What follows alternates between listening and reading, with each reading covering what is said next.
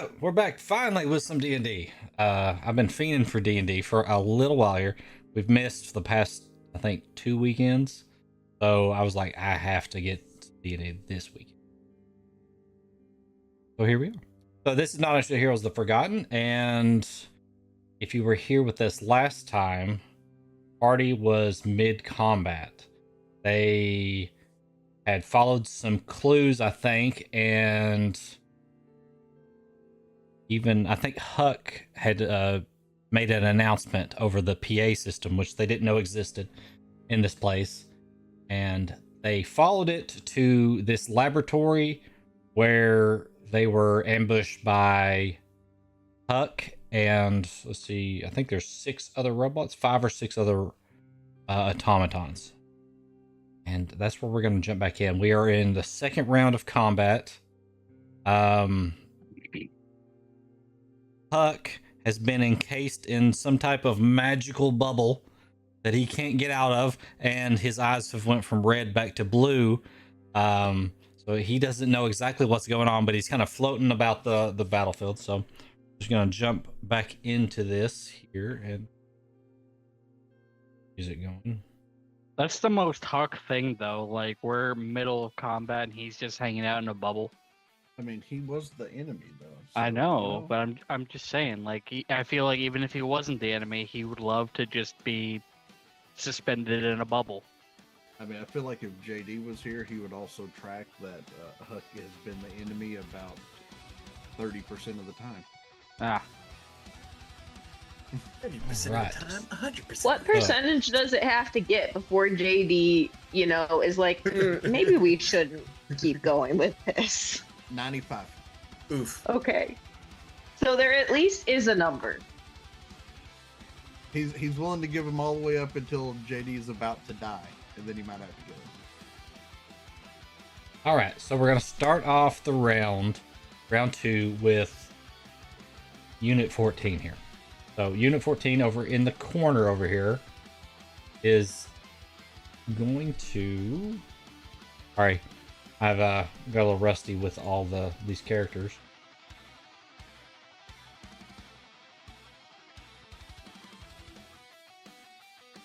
All right, he is going to walk over a bit and look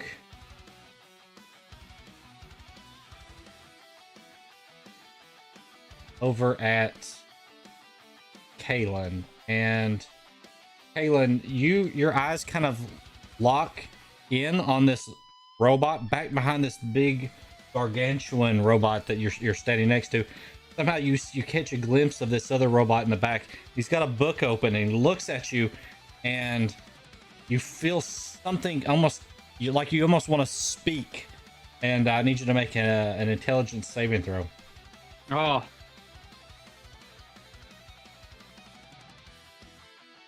Dude, is this your music with the map?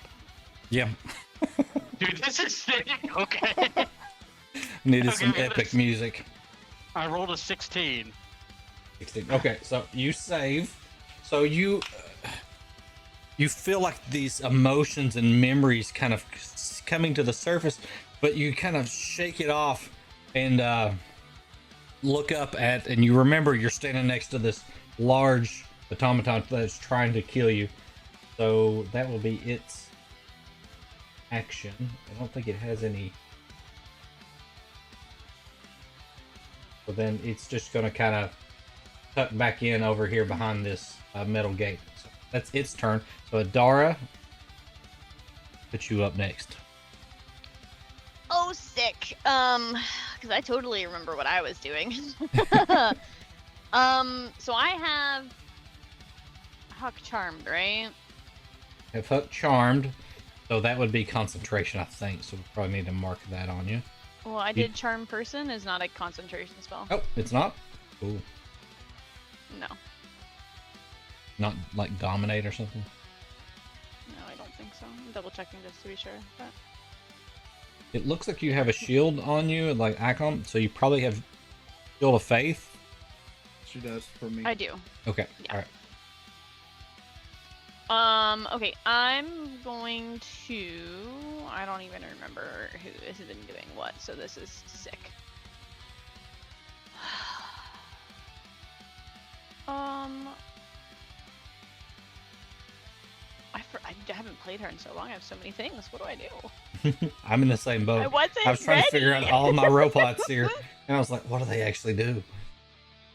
Yeah, that's like a problem. You know what I'm saying? Okay, well, we're just gonna wing it because that's about all I got right now. We will cast. Fuck it. We're just gonna cast Shatter. Cast Shatter at the 3rd level. Yeah. Let me see. Where are they all at? One here, one here, and one here. Okay. We're gonna cast it on the big guy. Okay. 3rd level. It's gonna require a Constitution saving throw.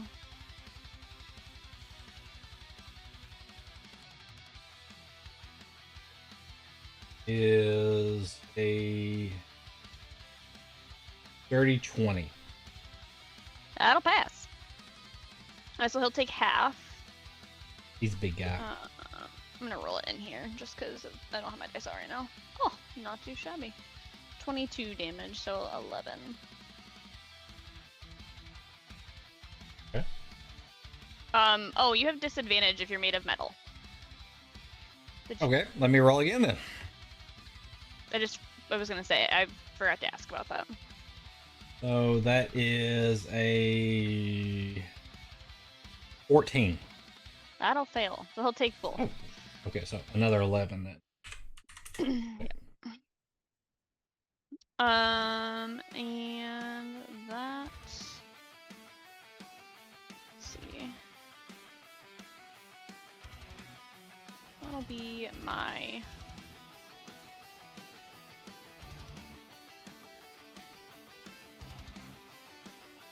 That'll be my turn.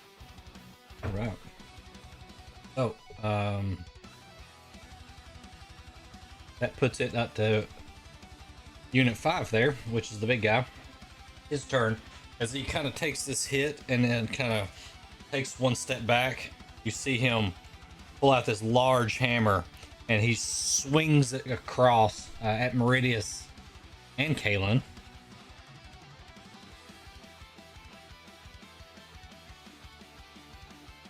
Not very good though. So that is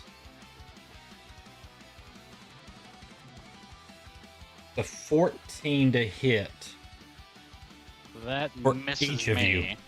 Okay. I would imagine it misses Meridius.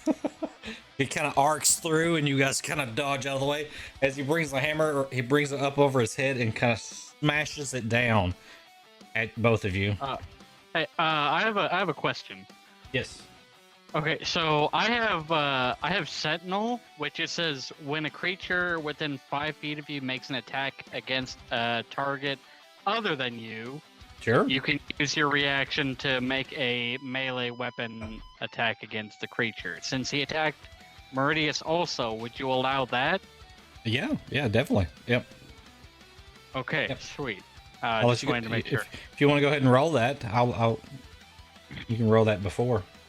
Yeah. Okay. So I'll oh, well, that's gonna straight up miss. That's only a 10. Yeah. Okay. Yep. That does miss. Okay. Kind of just hit against its armor and just hit a very dense piece of his armor. All right. So as he comes around with the hammer and smashes down, that's a 17 to hit on both of you. That still misses. Still misses both of you. You guys jump out of the way of that one. You can see, well, I don't know if it shows the motion. Maybe it lets out some steam.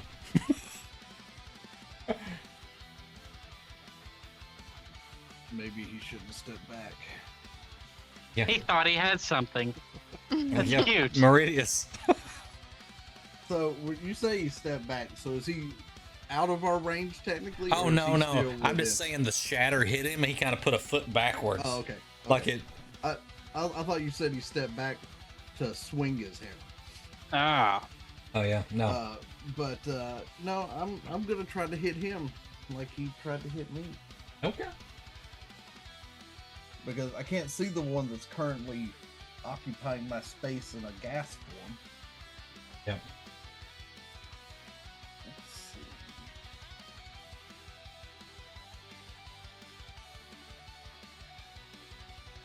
see. 22 to hit. That does it. Yep. Okay.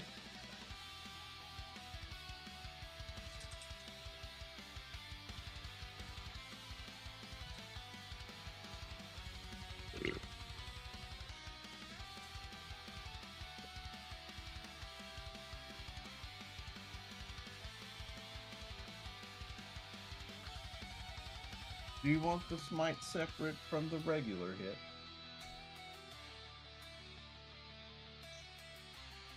Okay.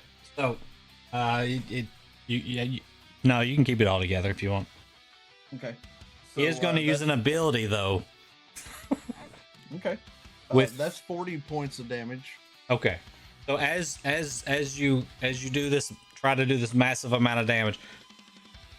You see him kind of pull this shield out with his other arm and slams it kind of down, and it radiates this energy out, and it not only it nullifies the damage inside of this area, but it pushes you and Kalen back 10 feet.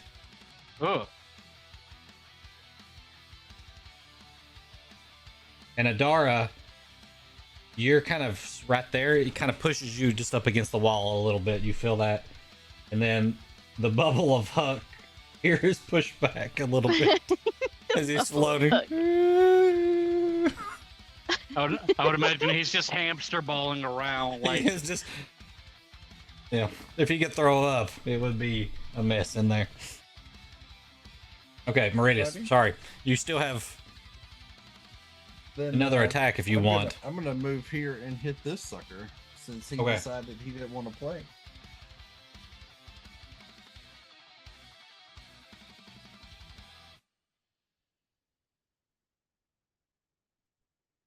Does a 27 hit this thing? That hits. Yep.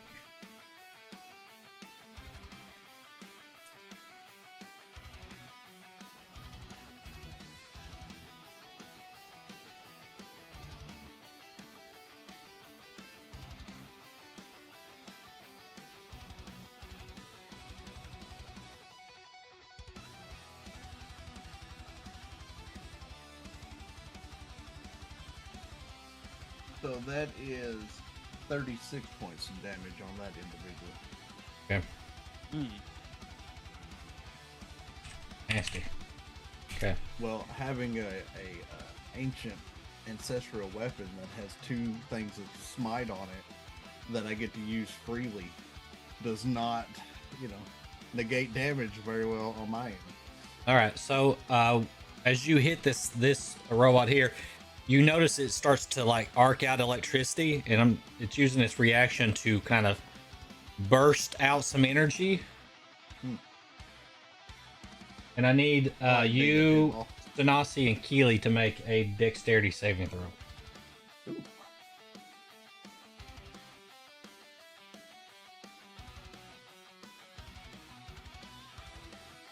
Yeah, Everyone Keely fails. Everyone within range of me gets a +3 to your save. Keely still fails. I got a dirty 20.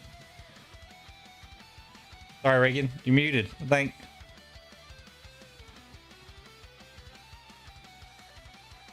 Okay. If it helps at all, Adam, I'm gonna use Ben Luck. Okay. Yeah, Ben Luck. So add +4 to Keely's.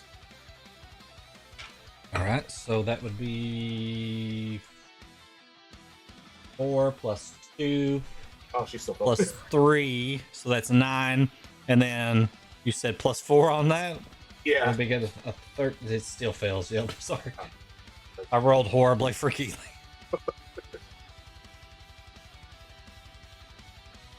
All right. So And this doesn't.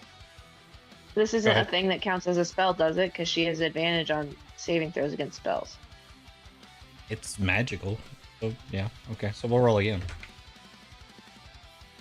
Oh yeah, so that's 10 plus 2, so 12 plus the plus the 3 from Meridius would make it a 15. So that succeeds. So Yay! Gotta she take takes level 10 8 that's points. out of her league. Meridius, you take 8 points of lightning damage, I believe it is, or thunder. Thunder. So it's like a sonic blast that comes out. And what did you get, Stanasi, on your save? 24. 24. So you take 8 points of damage as well.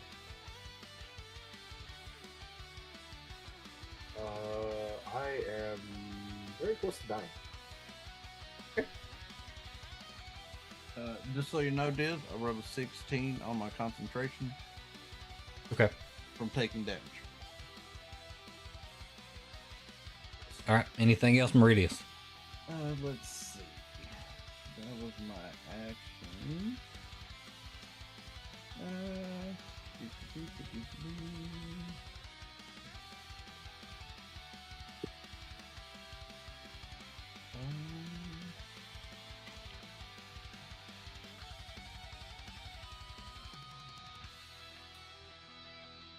Are we counting? We're not counting smite as magic, right? Like, as in burning a spell slot. Like, I know I burned one to use it, but I'm saying, like, it doesn't count if I use a bonus action spell. No. Yeah. It's not a spell. It just uses spell energy to do its thing. Okay. Just checking. But with that, I will end my turn Okay.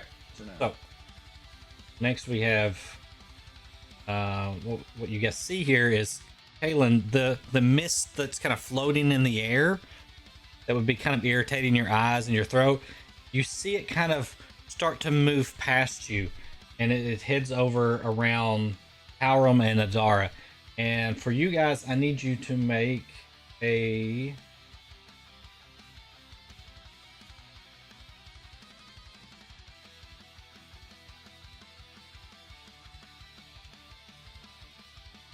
Constitution saving throw. Right, you get a +5. Do I get a +5? Ooh. All right. That's a 19 then. Oh no. Jesus. Not Kaylin. Just Adara and Hjalrim. Yeah. Okay. Yeah. It had already attacked you with mine's that. a 15 then. 15, okay. 21. 15 fails, 21 succeeds. So This is the fucking plants all over again. yep. So Adara, you take five bludgeoning damage as this stuff hits you.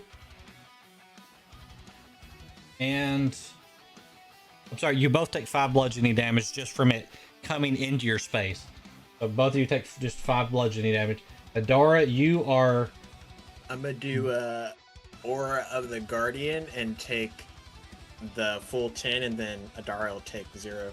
okay. With, yeah, I'll intercept that damage. Okay, so you take the 10. Thanks. Adara, you're blinded currently. Sick. So we'll give you the bloody eye here, right there. You may take her damage, but you can't take her blindness.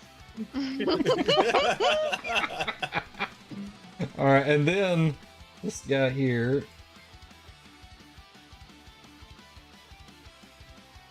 Where'd he come from? He appears like the dust kind of forms back into one. And he has no weapons. He just starts slapping at you guys. With his hands, okay? What?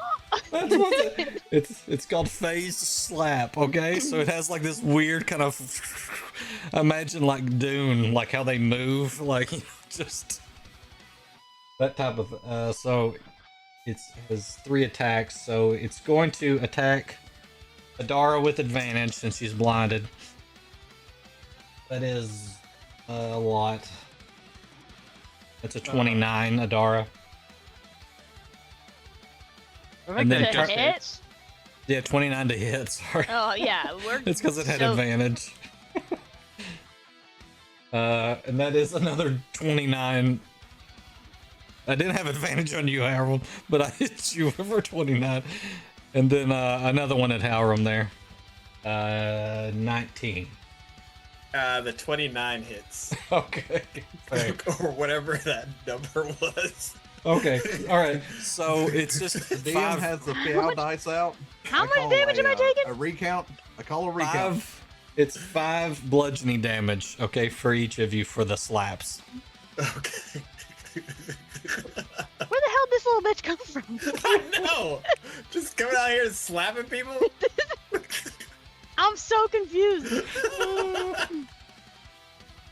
That's the one that And- tried to invade my mind the first time, I believe. As you guys would, it is actually. You guys notice that this one kind of has like a dress on, or a skirt, rather. You know, That explains why it tried to invade my mind. it's different than the other ones. The other one's not wearing clothing. This one is, for some reason. All right, Kaylin. All right.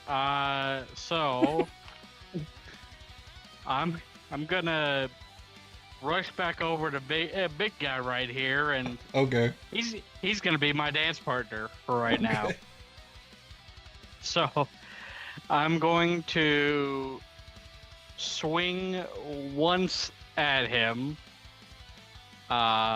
with the flame tongue greatsword. Okay. Okay, and that's a 14 to hit. That one misses. Okay, well it's Kind a of good thing deflects I it got, with his shield he had out. well, it's a good thing that I got 2 attacks.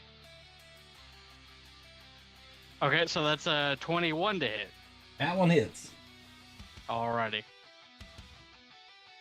So that will be 12 points of slashing damage and 7 points of fire damage. 19. And that is going to be it for me. Next we have Hjalrim. Okay, dokes. Hjalrim is. I gotta see. I got slapped twice. I gotta make sure my concentration's still up there. What is it? Okay, yeah. That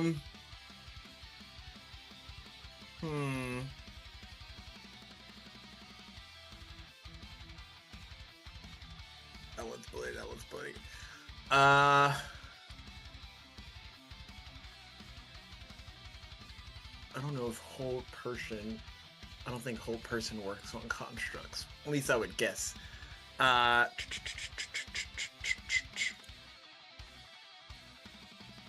Yeah, I think it would because it's a humanoid, right? So.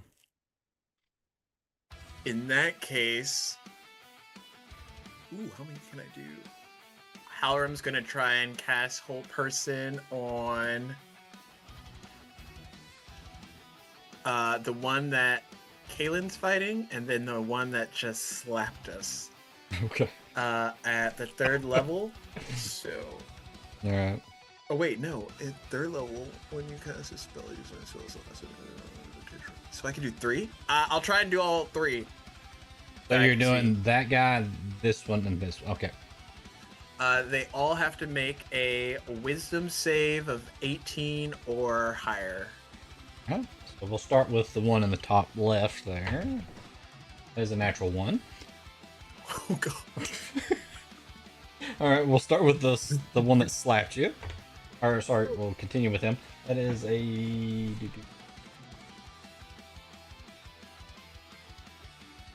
16. Ooh, that fails. That one fails too. Yeah, this is bad. This Real is bad. Okay, natural 19 on the big guy, so he's good. Okay.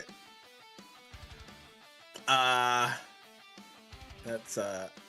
Okay, so action. they're held. Still. All right, so He's gonna like shake his head in disbelief because he just got slapped twice. How dare they lie their heads upon me?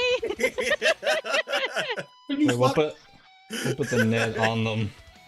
They've been caught. And then, he'll kind of move back a step just so that if it does try and break free of the hold person, it won't immediately just be leave the within blind slap chick and alone. distance. Oh god! Can I half movement lead Adara away as well? You wanna take her hand and Be like, come with me. Come well, with me if you want to live. in combat, if you want to drag somebody, you have to first kind of grapple them, which requires an action. You can't technically. Now on her turn, if you want to say that come towards the sound of my voice, you followed him, that's fine. We can let that happen. But you know. Okay. And then I don't think I have any bonus actions that are not spells.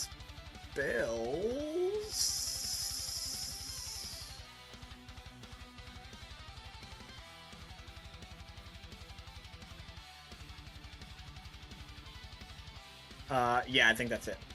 Okay. That's all. All right. So on Keely's turn, Keely reaches over and grabs Stanasi and says, "I got you, girl." And casts Cure Wounds at, we'll say, the 4th level. So that would be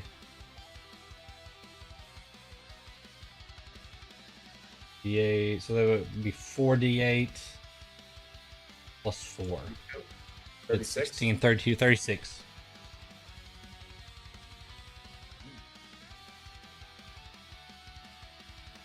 We'll say that is Keely's turn. On Huck's turn, Huck is looking around, like trying to figure stuff out, and you see him kind of like, it looks like he casts some magic, and it causes the bubble that he's in, that's kind of floating a little bit, to just kind of hit the ground pretty hard, and like just. You guys kind of think that he's used some type of gravity magic inside of there. That's just forced it down. But you can see it bouncing off inside of the bubble. He's just like... Alright, that'll be his turn. That's what's going on there. Alright, so... Let's see. Is 70... He is healed. So, that... I think he can make a save again, right? Yeah. Okay. So at the end of his turn, he can make another save. That is a fail again, I'm pretty sure. Only an 8, yes. Yes. Okay, so he's stuck Tricks. And moves Tanasi up next. Alrighty, so Trix is very motivated to keep her concentration up on Huck, just in case shit goes sideways again. So she's gonna kind of just scooch back a little bit to make sure she is not the target that is visible to everyone else.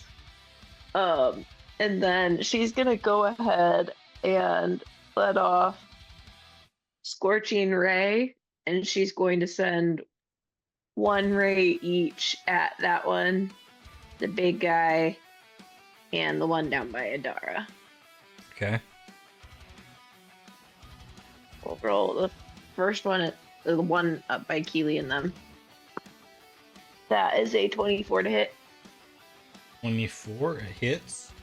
And I think that's an instant crit, if I'm not wrong, right? Since he is restrained, or he's not just restrained, he is paralyzed, right? So it's an instant critical. Yep, for that one. Okay, so then that's gonna be 21 damage on him. Okay. Then at the big guy. Okay. That is a 13 to hit. That one misses. And then the one down by Adara is a 16 to hit.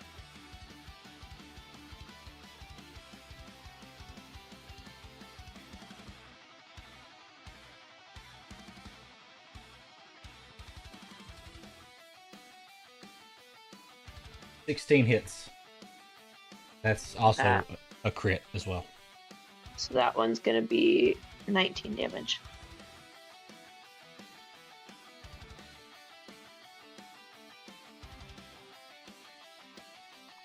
And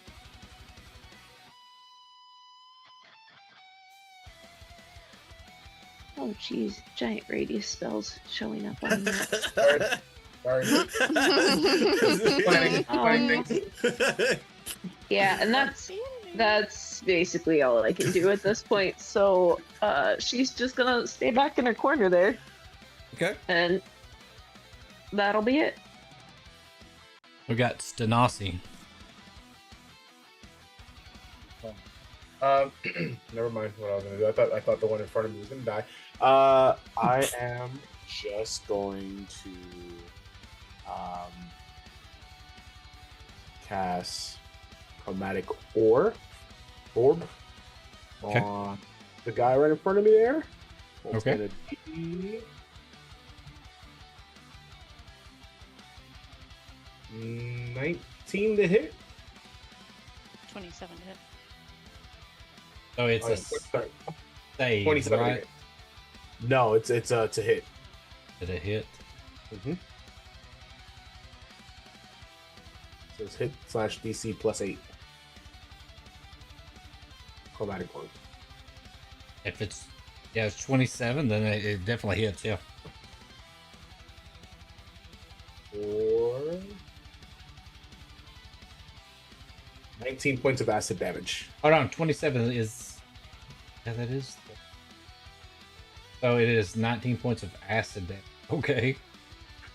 All right. How would you like to do this then? Oh, God. Cool. It's also a crit, Remember- so Oh, wow. so it's actually like double that or whatever. So sort of like how Reptile does it in I'm glad that you did a Mortal Kombat finish. No. I was gonna beg Yeah. you to do it. So you kind of see Nice. Stanasi sort of like manifest just this acid ball in her hand. And she just shoots it out slowly. And so it's sort of rotating out. And then when it touches him, it sort of impacts into like acid rain on him. So like the warlock from Destiny, slow, like Like Like the this- slow bomb. it's just Yeah. coming right at you. You can't do anything about it. Yep. Just hits it and it goes. And it can't move. It's still kind of locked in place by the There, so magic. So it's it just just rains melting. acid It's on just him. melting its metal down, down. It's just kind of staring at you. It's very creepy. Yeah, I love it. So he's gone. I'm free to move now. He is She's got some- standing there, but yeah, it's doesn't seem to be functional. She's got some skill. You know, I could do some things in my day. All right, so I'm gonna. Well, Huck. I think I'm safe to run by Huck. We'll find out. Gonna move up here, and that'll be the end of my turn. So this is just round 3. So we're coming up with. Okay, so the guy who's been hiding in the corner over here, he comes out and just realizes, something. He says he has to do something. So you see him run over and put his hand against this orb that's kind of got things floating all around it, and you see him like almost like super charge up, and there's this big burst. And I need all of you in the room. Let's see. Hit everybody except for Trix. Make a intelligence saving throw. Hmm. Plus Oh, I did that. 5 I to. did that. Oh, it's a bummer. I could have done really well on Sorry, that. dirty save. 20. Ignore that. Dirty 20, let's go, baby. Wait, Logan? everybody add. Let's see, that's 1. Somebody add 3. Somebody add 2. Somebody add 4. Yeah, I just rolled for That- shits and giggles and got a nat 20, so it would have been a 31. I was about to Just so say, you that's know, a Diz. to be 20. safe. That's a 29 then for I me. can't get out of this. Okay. And I got a 20. I had a dirty 20. When I'm- nobody got below a 15, right? Don't forget that Hold on. plus 3 to No. You got below a 15? No, Well, I you rolled a plus 1 4. on my die, Oh, so. Well, if you rolled a natural one, that's yeah. It doesn't matter how many bonuses it's Yeah. easily counted as a failure. Everybody Don't else forget good to though? Give Keely the plus 3 Diz if you need Oh it. yeah, she did fine. Okay. She did well. Okay, so Judgy. Hjalrim, he takes 20 points of psychic damage. So as that happens, you also have the extra effect of you feel the obligation to speak out loud some secret from your backstory. Oh What? shit! Like right now? Yes, you feel In front of the world. you have to make this proclamation. You have to admit something to I have my everybody, pen ready, sir, for your. and it's up to you on what he kind of What Did- puts out there. Did Unit 14 just cast Truth or Dare? Kind of. You guys been trying to resist it all this time. He's been trying to make the party fun.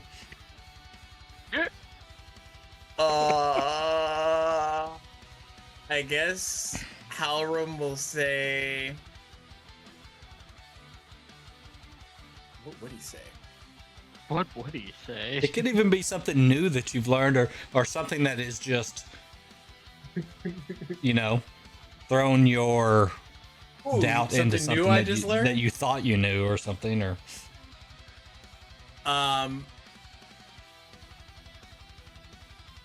I just accidentally killed a pixie. oh goodness. Okay, Hjalrim proclaims You this. did what? Didn't know he had it new. in him. The only one that knows it is Keely. It is true. Didn't know he had it in him. Yeah, Trixta actually yelled out when she hears him. All right, so we're gonna call that his turn. Adara, you're up. Alright, just being slapped, she's gonna assume that the creature is still in that direction. She's gonna reach out and try to grab a hold of him and cast Shocking Grasp. Okay. It's not gonna do shit. It's a You 14. have advantage. I do? Yeah, because he is It's still paralyzed. Yep. Old person But is. do I have amazing. disadvantage because I'm blind? You do, so it's just a straight roll. Yeah, so that's right. Yeah. Yeah, it's You- it's a At the end of 15. your turn, you can roll your save again. Where's your face? Which save is it? A Constitution save, but it's at the end of Okay. your turn. So- Okay, it's a 15 to A hit. 15. That is a hit. Oh, holy shit. I wasn't expecting that at all. Alright, so that's gonna be 19 points of lightning damage. Okay. And it is an instant critical, so you have to treat it like you just got a natural 20. Okay, so it would be.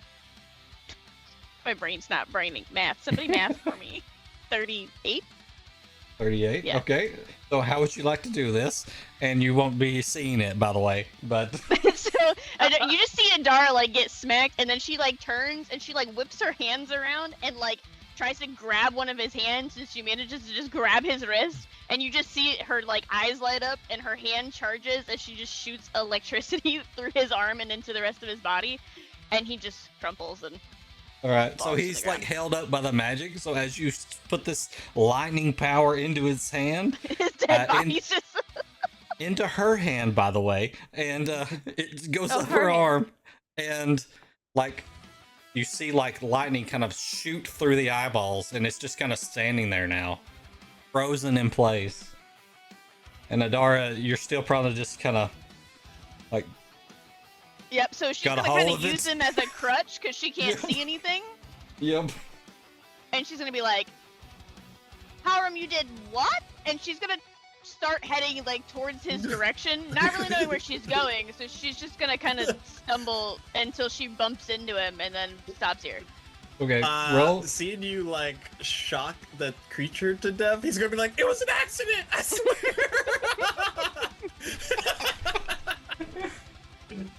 Still got lightning kind of coming off the tips of her finger. Roll a Also- Constitution save to see if your blindness goes away. No, No. You Okay. got Really plus not. 5. I can't. Oh, well, it's still 14. I don't think that's. I No, still don't still think that fail. means it. Yeah.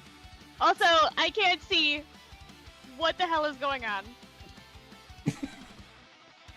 And then it's gonna end her turn because I can't That's do a turn. anything else. All right. So Fine. now we have Unit 5 here going toe to toe with Kaylin. So you see it kind of haul back again with its hammer.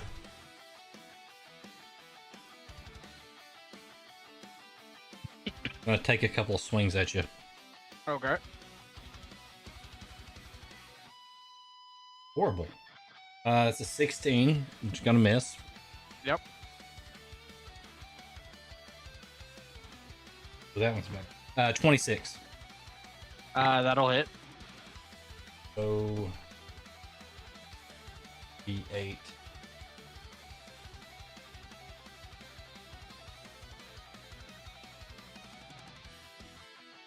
That's 19 points of bludgeoning and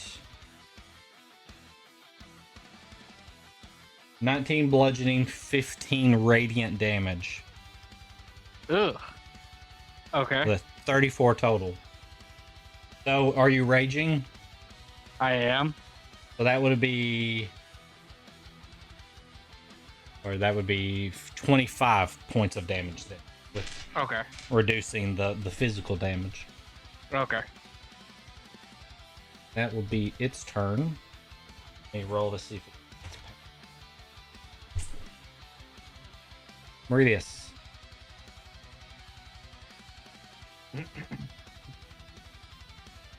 This orb in the middle of the room.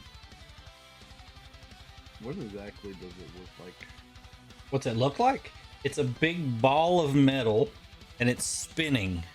And it's got these little, like, blue, wispy looking things that keep coming off of it and going around it and through it.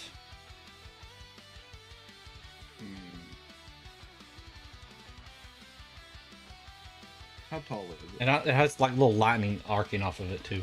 How tall is it? It is... Yeah, like, can I see the person on the other side of it?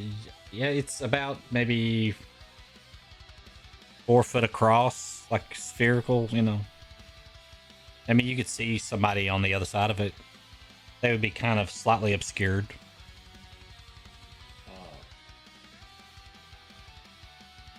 And it's like, there's like this disc on the floor, right, of like stone and metal. It's floating above this.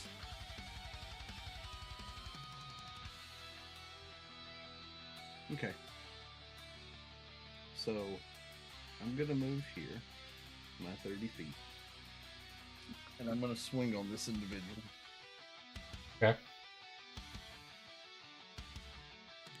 And he still has his hand kind of brushing over the metal ball at the Okay. you approach. 21 to hit. Yeah, that hits. Okay.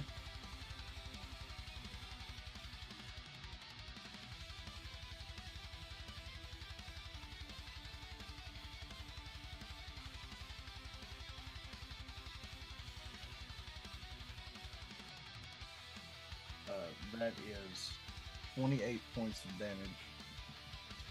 Okay. So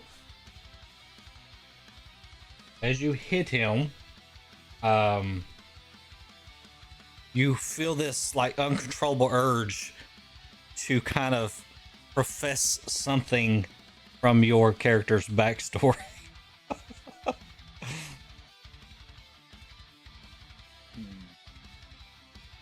Your choice.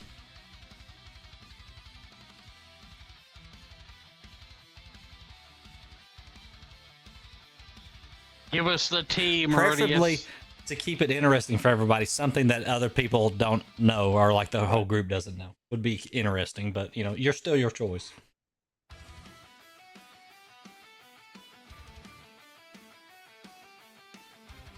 How about we'll make it real interesting.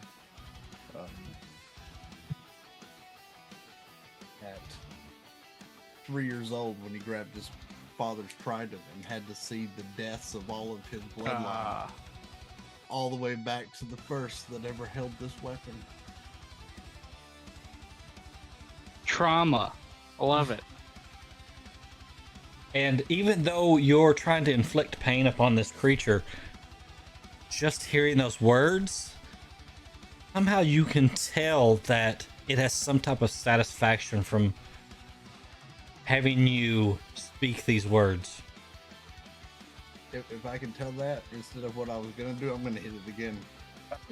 Go ahead. Hit him again.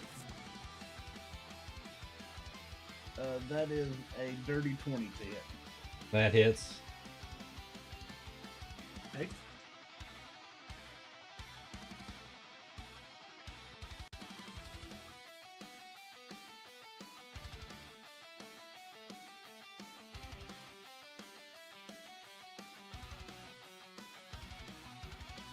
That's 32 points of damage.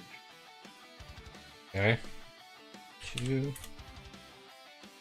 And again, you feel the same. Every time you make contact with this thing, it feels just like you can't control it.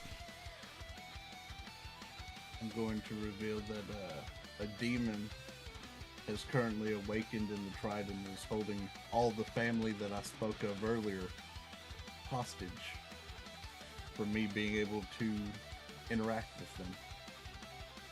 And as you pull back, you don't know why you've said what you said out loud.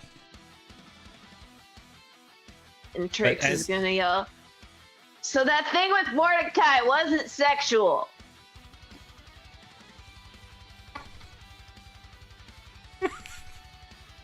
What hells are you referring to? As you kind of glare at Trix, you see Unit 14 kind of pull away from that metal ball in the middle, and as you do, you kind of just see the book that he's holding. It's almost like something is like etched, like burned into it. It's like glowing, red hot. That'll end my turn. Okay. Right, so we would have Unit 88, but I do believe he's been 86.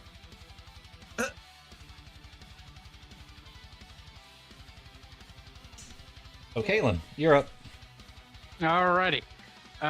So I'm going to take a swing at Big Homie here. Okay. Alrighty. So that's going to be a 23 to hit. That hits. Okay, and that's 14 points of slashing damage. And 9 points of fire damage.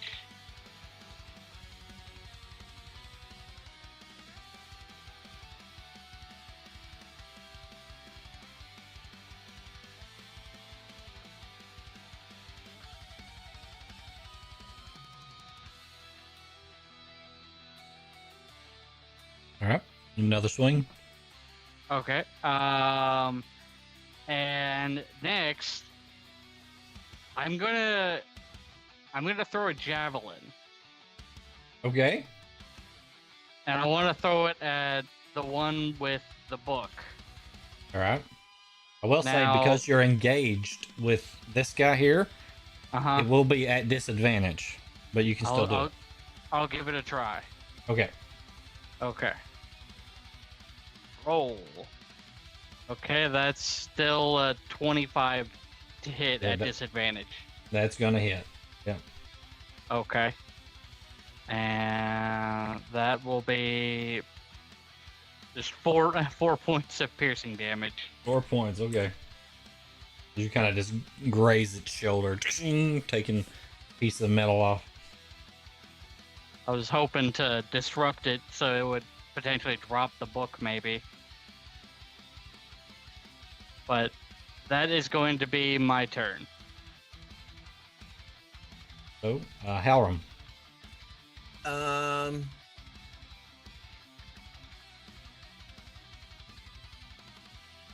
Hjalrim will try and shoot 3 Eldritch Blasts at this creature. Okay. Plus 10. Where's my-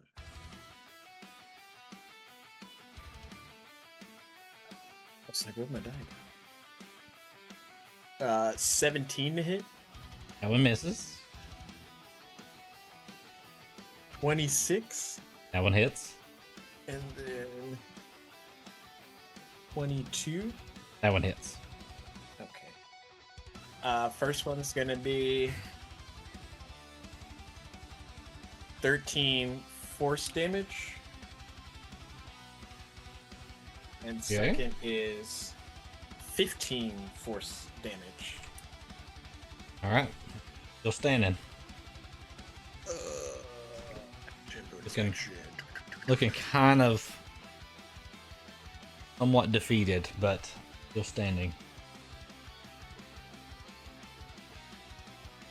You know, it's rude to cut in on somebody else's dance, Lord Hjalrim.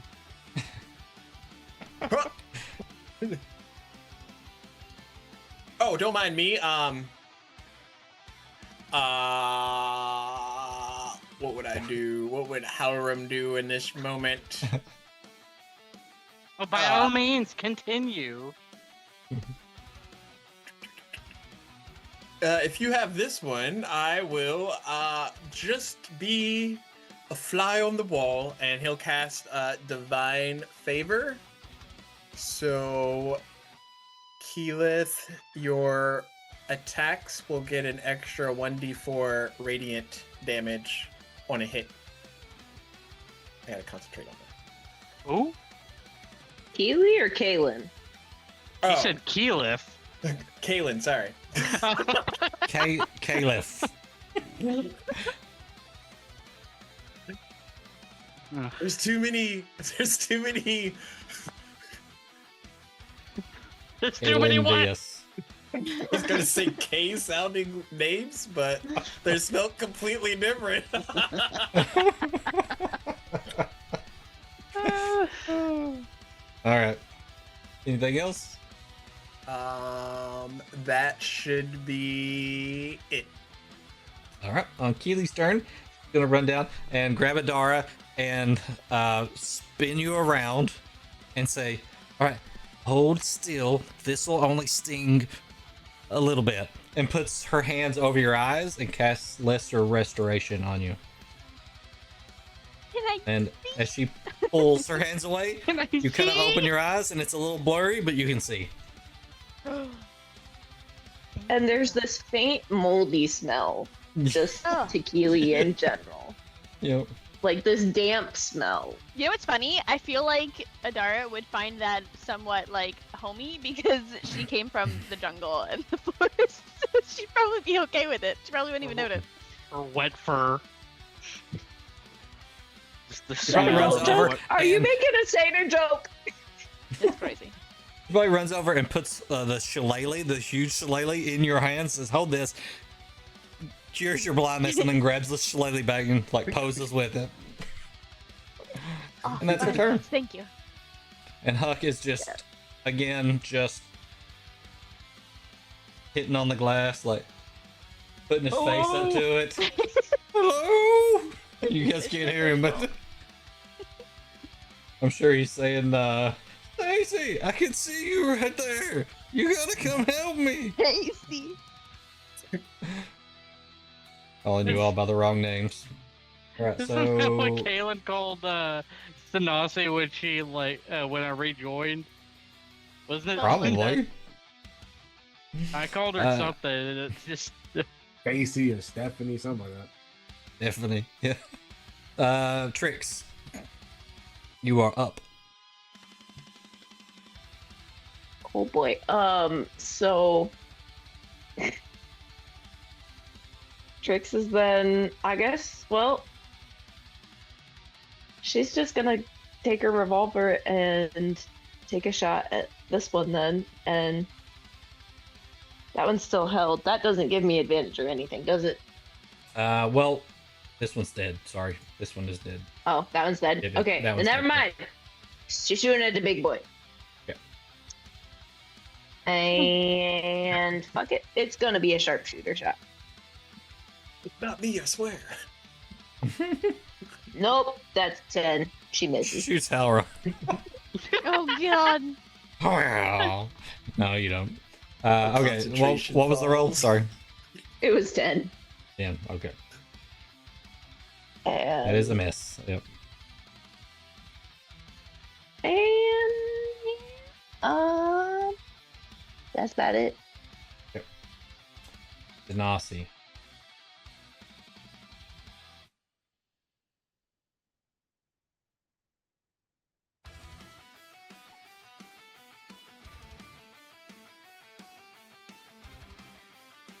I think you're muted. There you go. Before I do what I want to do, I want to ask a question. Okay. Can I cast a concentration spell and end it on the same turn? Yeah. Okay. So I'm going to, at the 7th level, cast Delayed Blast Fireball. Okay. So the beam of yellow light flashes from my pointing fingers. I'm gonna go like this. I'm gonna point to this spot over. Come on. To this spot over here and Over there. over there. Yep. 'Cause Okay. this way, none of the friends get hurt. Okay. All right. Can you see it or? Can you see it? Right there. Yeah, right there. Yep. And so I'm gonna cast it and then immediately just let it go. So that is 12d6 of damage. Okay. So if you allow it to happen, somehow it's only 41 points damage. Okay. So they have to make saves on that. So it's a dexterity save, and they're right for fireball. How much Yes. damage is it doing? It would be doing 41 points of damage. It's a 16 dex save. 41 points Okay. of fire damage. Okay. Do their saves first, and then we'll get into the other crazy stuff that's gonna happen. I wouldn't imagine these robots to be very dexterous. Okay, the large one rolled a 12 because it has a -1 Okay. dexterity save. And Ozzy just broke machines. This is gonna end badly. 11. 1, so 12. So they both get a 12, just in different ways. So they both fail. What? And it's 40 something damage? 41 points of damage. Yep. Okay, how would you like to do this? Because. So I'm just gonna kind of point to the fire in the background, and you're just gonna see this yellow beam of light, kind of like, just sort of radiate in that spot, and then as it's like tunneling down into just a straight beam, and then all of a sudden just an eruption. Just... But as you guys see this, you see fire erupt out first, and then something arcs across the ceiling. It is this piece of machinery falling backwards, and this energy erupting out of it. But that's not all that happens. The two guys there, the robots, they fall to the ground, blown to pieces. You guys watch as the orb that sits in the middle falls down and touches the ground. As soon as it touches the ground, just You guys see white. You're out. Darkness. DM, how far back does it shove me off of this orb? I You have a don't know. feeling This is gonna hurt. You don't know. It's almost instantaneous. You guys don't Hey, even did you know take what any you just damage? hit. Or, I You- I just want to Stanasi put it out TPK there. the party. Stanasi may die if I'm not dead. That's twice now that she's hit me in this fight. I have not hit you. Nope. You did not get hit by my. You got hit by the collateral damage. I did not hit you, sir. Don't even. I purposely made it that way to avoid it. We're all dead. All right, so Sucks to be hit by Game your own over person, screen. doesn't it? this is the character creation screen that we're at. We wake up, and we're in Elder Scrolls. Game over. Game over.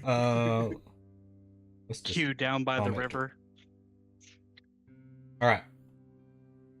So, just a fun fact: Q would be, or sorry, not Q. Huck would be fine because he's in a bubble that prevents all damage.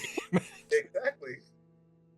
Be stuck there. Okay, so Where am you I? guys are unconscious. You guys are knocked unconscious, possibly dead. Okay. Some point later, you guys begin to wake up.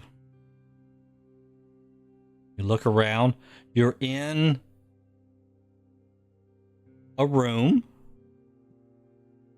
Looks like you're laying in a bed, and you start to get up. You guys are really sore. Okay. You all may have died. You don't know why you're alive now. So you're all in individual rooms. What do you guys want to do? I think the best part of that is Adalre went from blind to everything went white, and now she's in a bed. Damn Well, it, I've had a yeah. rough time, you know? I've already died once. I'm Just how that fucking- happened. Keely does this and is like, "Yay!" poses and then looks over and is like, "Oh shit!" Over your shoulder, Adara. Adara doesn't even see it coming. Just in the back of the head, just. I'm the living definition of I'm alive, I'm dead, I'm alive again, I'm dead. How do you think Kaylin felt? She was the first one to go because she was right there in front of the big robot, right next to that machine. You Ugh. freaking Meridian's got point blank. What the- Luckily, there's railing around this place. Otherwise, you guys would have been blown off into the lava below, and then that's just game over. I just feel like if I would have got launched, I'd have went into that other room down the walkway. You don't want to be in there. You don't want to be in there. I You seen don't what want was to in be there in there. before. All right. What do you guys want to do? So I'll go to reach for my communication and see if I can talk to anyone. Are y'all there? Hello? What happened? Ah, You could got- you not be so loud? Can we hear him? Yep, you can hear him. Yeah. Okay. Oh, my head. Did I see maybe explosions in a science lab are a bad idea? You could have gave us a heads up. But Or you hear could me have let the out. professional cast Fireball. Did we die? Did we? Well, that's a great question. We're talking to each other, and I don't know about you. I'm in a really bright room. My entire body is covered in bandages.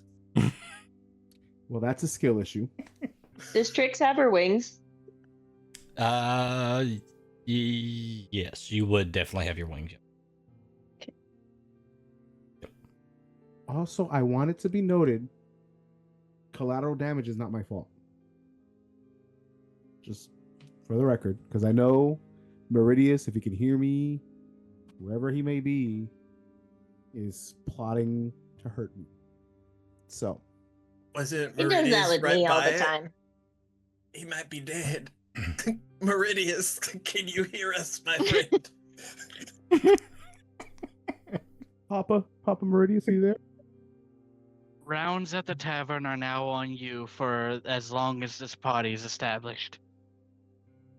When I open my eyes, DM, do I see my trident? It is there. Do I see any scorch marks on it, like somebody grabbed it way too long and took a lot of damage from it? Nope. Interesting. I hold out my hand to summon it to me. It comes. And then I make it disappear into its dimension that it can go to. And then I say over comms, Stanasi, this makes at least the third time now I know that you have hurt teammates. Man's Twice keeping this count. last fight was on me. Maybe next time, pay a little more attention to where you place that thing. I did. The machine blowing up was not me hitting you. It was the machine that hit you. No, it was All definitely those- your all fault, those- all those Stanasi. machines, they all had. It a was mind of their absolutely own. your fault. As someone who is quite familiar with machinery, it was absolutely So your then you're fault. familiar with the machines that were trying to kill us. All I right? wanted was a I don't know, one-on-one is with she? the big robot. What? How is that so hard? I mean, to be fair, Kaylin, I was the one that was engaged with it when you showed up. So you took my place first. Ah. You didn't seem to be having fun with him. Wait a minute. Huck? Huck, you here? What about? Wait, where's Keely? Is she okay? We haven't heard from her. Hold on. She doesn't have a earpiece, right? No, Yes. you can't talk to I her. have one. You can't talk to her. Oh, Not hearing Huck respond and figuring that if we all went unconscious, that more than likely he should be free, I'm getting to my feet and trying to make it out of my room. Okay. Trix is also gonna look for an exit. So as you get to the door, and start to try to open it, all of the walls in your guys' rooms, except for the outside walls, go into the floor. Oh, sweet God. And you guys are in this larger room, and there is someone sitting in a chair in the middle of this room at a table. Is there a bunch of TV screens behind him? Are we settling in the Matrix? You are in the no, you're not. All right, so here is We're seeing the great Oz behind the curtain.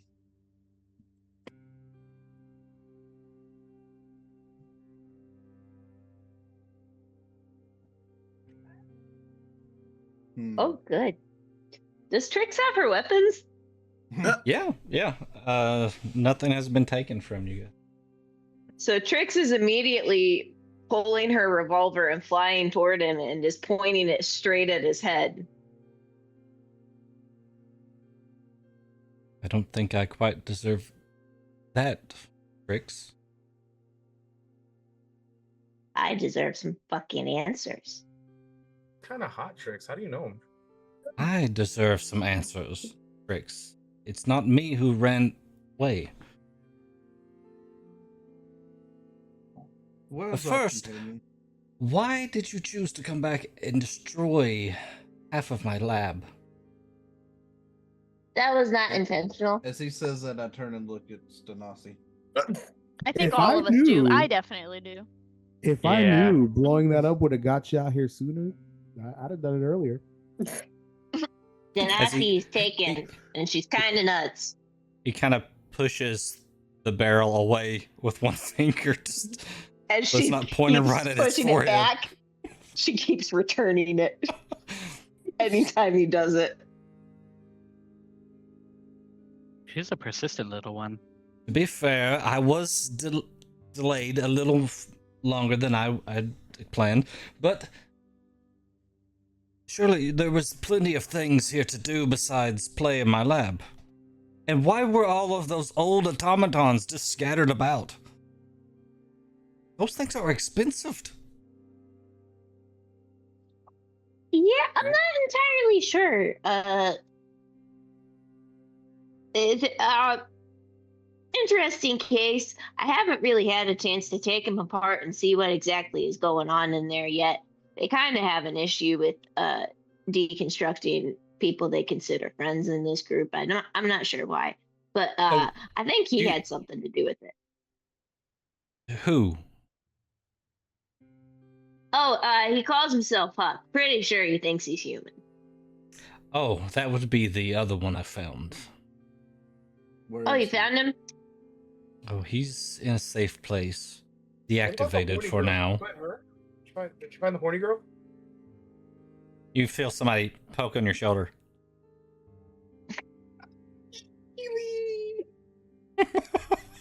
He just called Keely a fucking horny girl. Yeah, he did. I'm dead. So bothered right now. I don't even have words.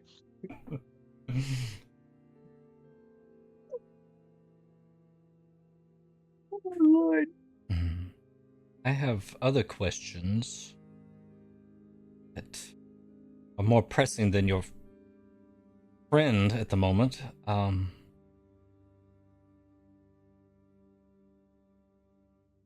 But you, I guess he doesn't know your name. Sorry. As he points at Meridius. That weapon you carry. Get that. I kind of look over my shoulder because I know I made the trident go away. You mean my trident? Yes. That's what you call it. Let's say it's a family heirloom. Call it an abomination. Touch it, did you? No. I know better than that. Not the first time I've seen it. It's the first time I've seen you.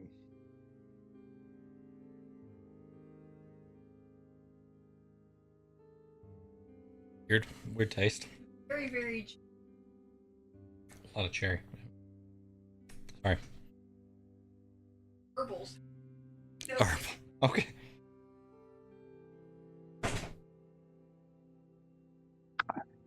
This is the first time I've seen you. Yeah. Can't imagine why.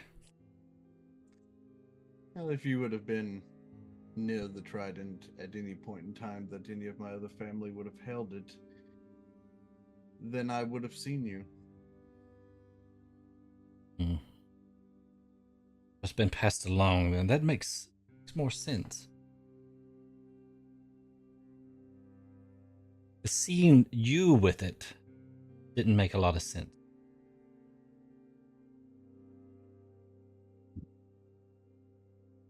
Why would me having it as my father passed it down to me not make any sense? As he kind of brushes the gun aside again. He's like, it's a gnat. It's Can't get rid of Comes that. right back.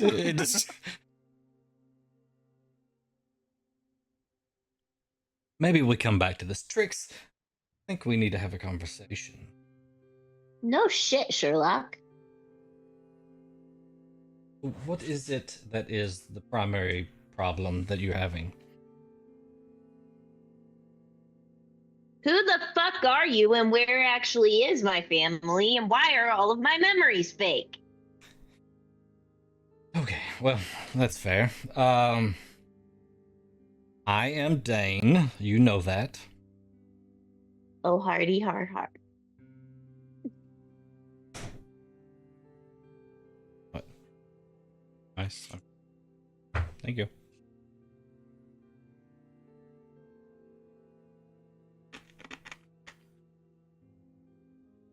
Good. Sure.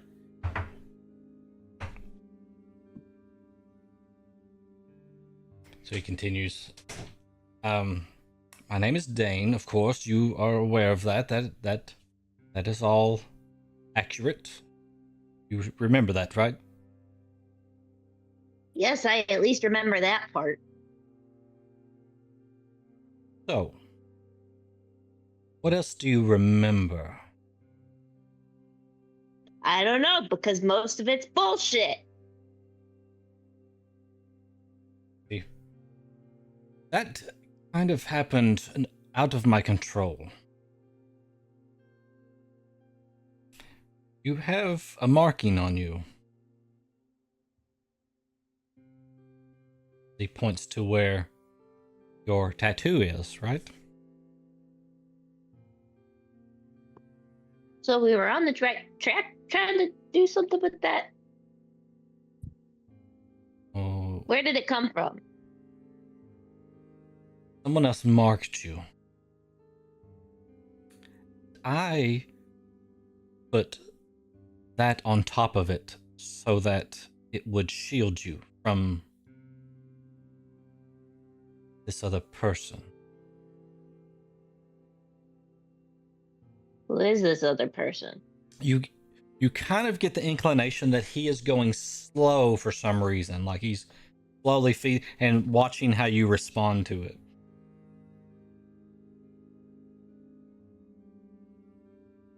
I'm going to say a name, and I don't know if you will recognize it or not.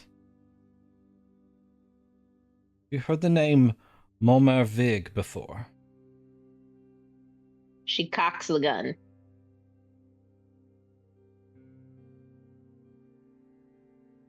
I don't have anything to do with Momervig. At least anymore.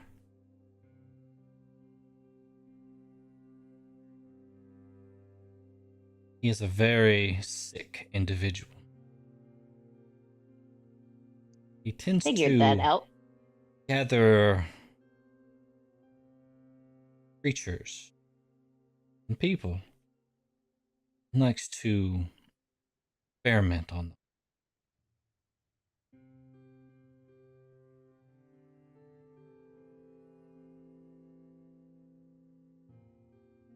I had a dealing with him a long time ago, before I knew what he was actually into. And while I was at his facility, I came across this knowledge that he was experimenting on creatures such as this, such as you.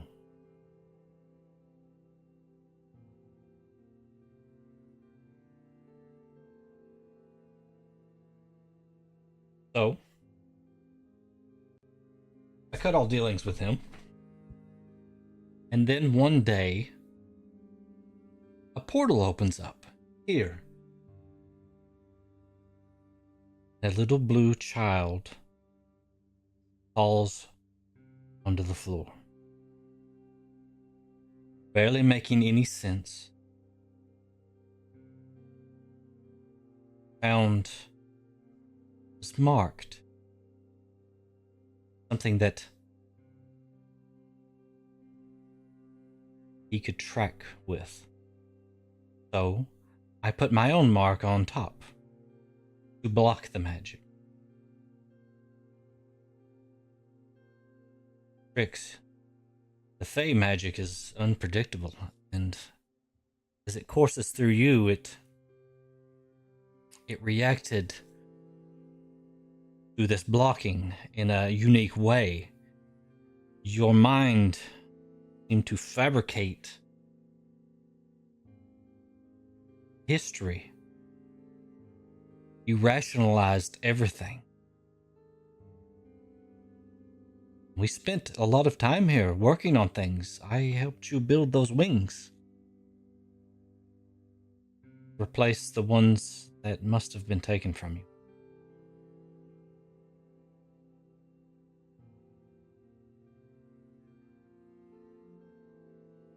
So, the only memories that would be real were the ones with you. There may be some realness to those memories, but magic changed them to protect you. So there could be truths that lie underneath.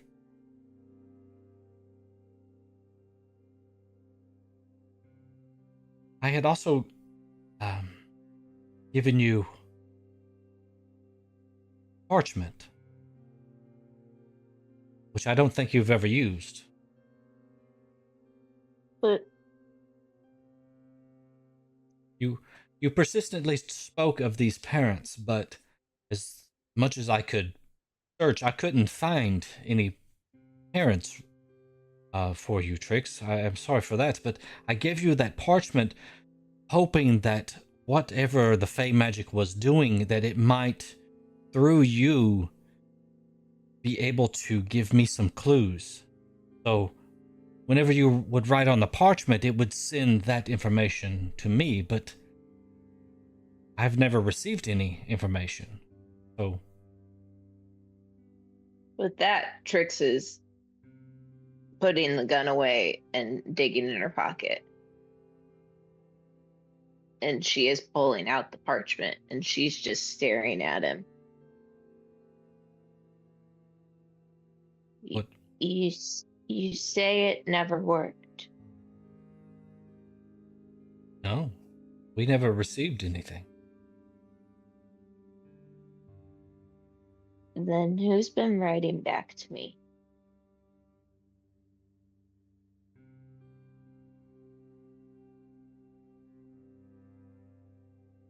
Maybe these people that you call your parents. Maybe they are your parents. Maybe they are still there.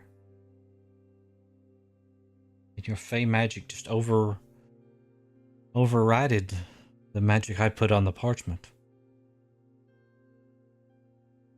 Interesting. Trix is gonna just look towards Meridius, and she looks like a half panicked little kid right now.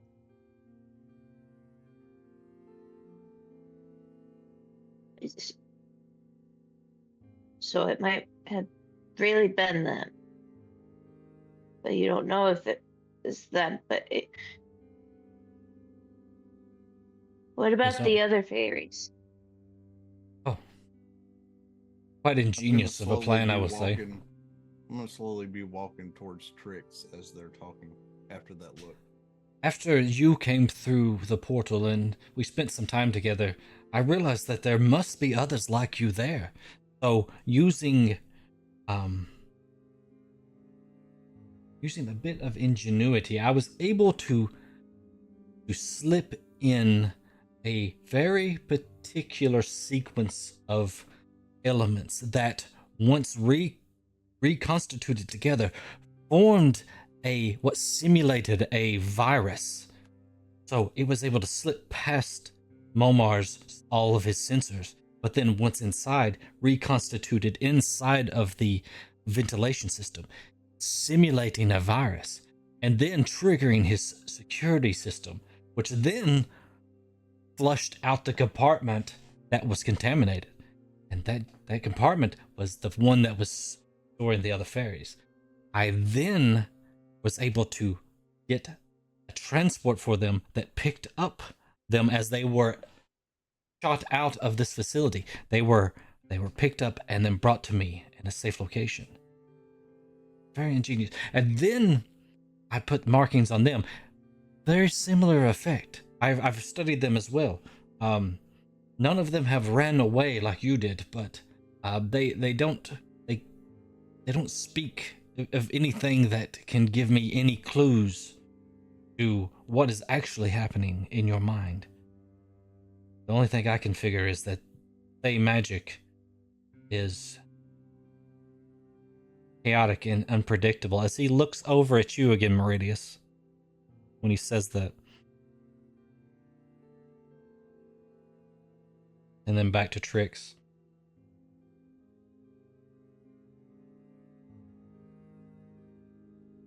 I have to imagine that Momar has others in the facility, but I couldn't risk any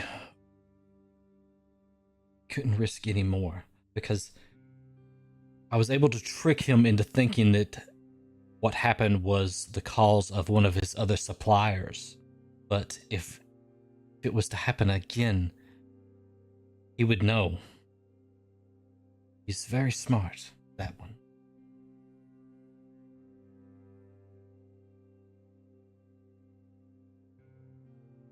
Wait, but what does any of this have to do with what's it called?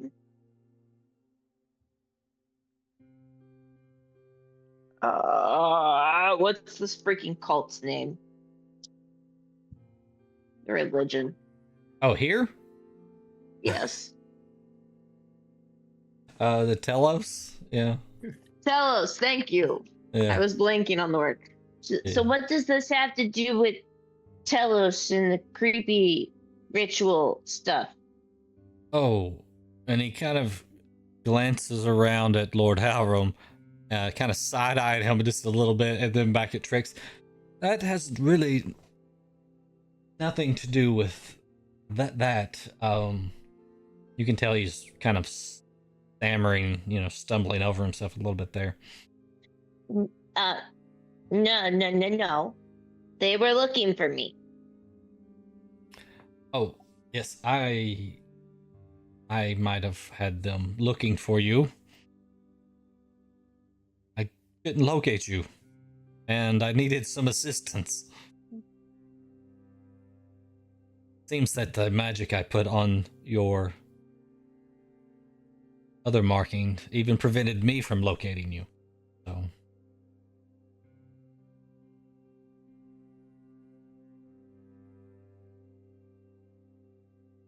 Luckily, Lord Hjalrim was able to find you, right?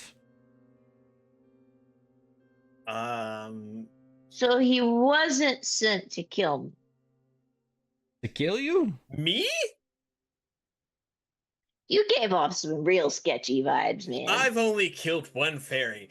And again, that was an accident. You can ask Keely. We tried to save her, but there was some kind of entrapment machine, and we didn't do the thing correctly. There's no such things as accident. We're going to be having a discussion. You can't say anything, Nazi. We're going to be discussing this later, especially involving Keely, because Keely's hiding behind I Stanasi. think you would know better. I wouldn't expect that from somebody back home, but we'll get to it. So he was actually completely innocent and just really awkward and weird. Who, me?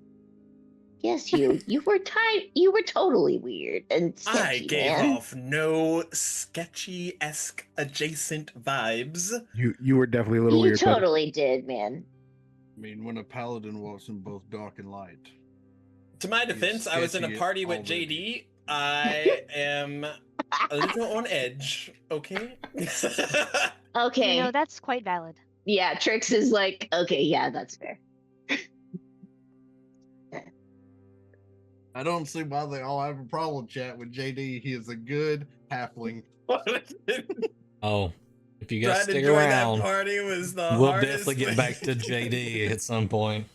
He made sure all of his party members stayed alive the entire time he was with them. I feel like when he was driving Trix away from his workshop, he was throwing tiny explosives at her as she was flying away.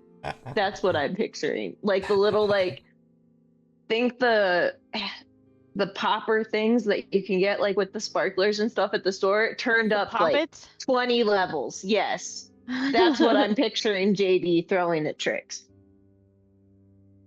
Nice.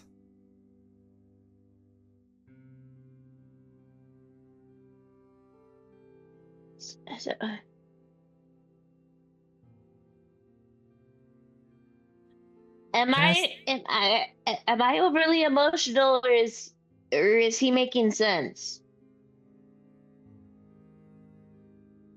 You're your friend here. That depends on if he tells the truth.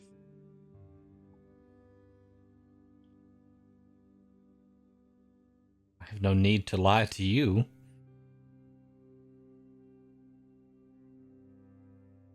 That should be good enough. To be honest. I mean, if you guys want to roll insight, you can. I mean, I can try. To be I would frank, say- here that it matters. I wouldn't know anything to be able to know if he was lying or not. So I'm like, "Ugh." I would say that you guys, at least most of you, would know that this guy seems dangerous. You know, I mean, he could. You get a sense that he's powerful, and that I mean, Meridius says what not he's on getting the at. nose things. I What got a it- what- 17 on insight. 17, yeah. I mean, yeah, you would trust him. I mean, from what he's told you so far. Trix, you're the only one here that it matters to. If you trust him, then you trust him. If you do not, then that is your choice. I mean, I could always cast Zone of Truth. I'm not going to do it in front of the Illuminati like Meridius tried, but... That's because you were scared of them, and I am not. Oh. Yeah, rightly so. It served its purpose. The one calling the shots came out and brought us here. It's the same thing that happened with my fireball. It served its purpose. No, Here you no, no. No, no, No. No. no. I've almost He died. would have gotten twice. here anyway. Your name, please? Pointing at Stanasi. Depends. That's You're- an Well, That's Miss Stanasi. Depends. You're lucky that the whole city didn't just get wiped off the face of the planet. Stanasi, he's too old for you. I don't see no wrinkles on him. He's too old for you, honey.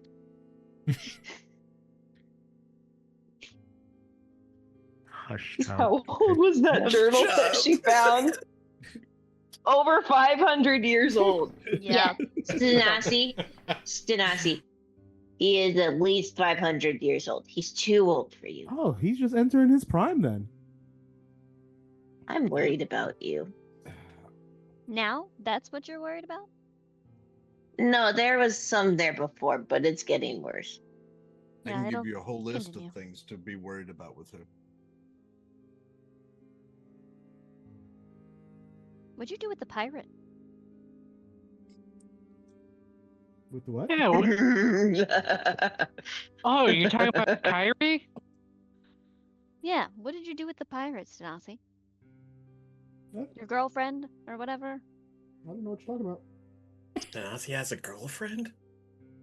Plenty. Plenty?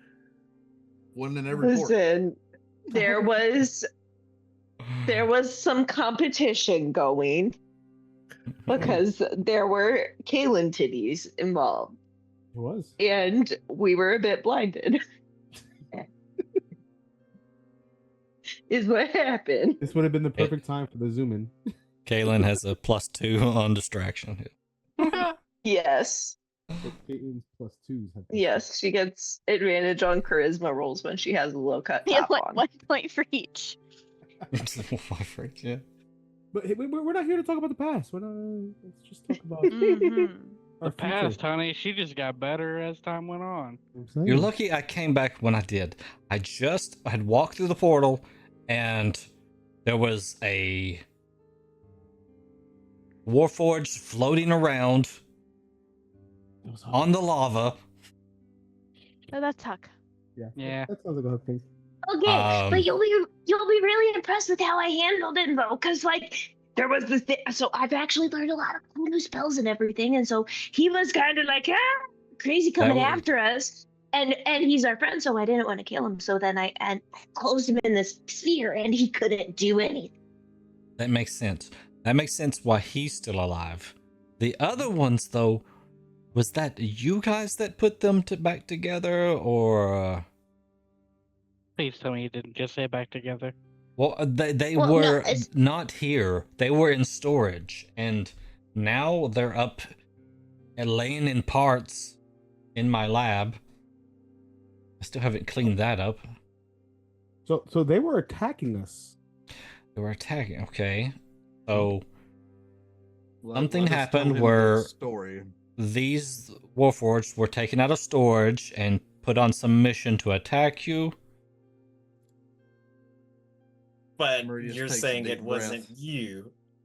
I wasn't here. I Meridius was. takes a deep breath and looks at Dane. The one you found floating in the lava. He was left alone to his own devices in here when we were inside of your flower. Inside of my. And I'm the raunchy one? Yeah, dude, what's the deal with Whitney?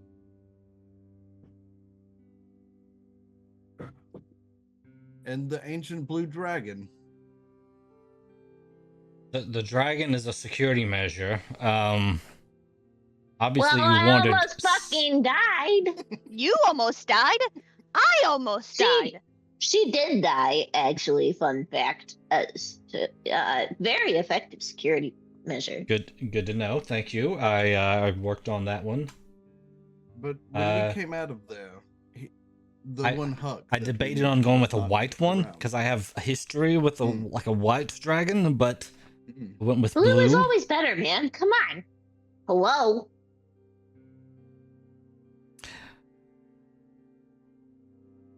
Yes, you guys have been. Okay, all right. So we'll get back to the flower, as you so put it. All right. So there was something different about the warforged that I freed from the sphere. Actually, I saved him before the sphere went away and he fell into the lava. He had some. There's something off about him, so I deactivated him. I imagine maybe he is the one who put these other warforged into the game.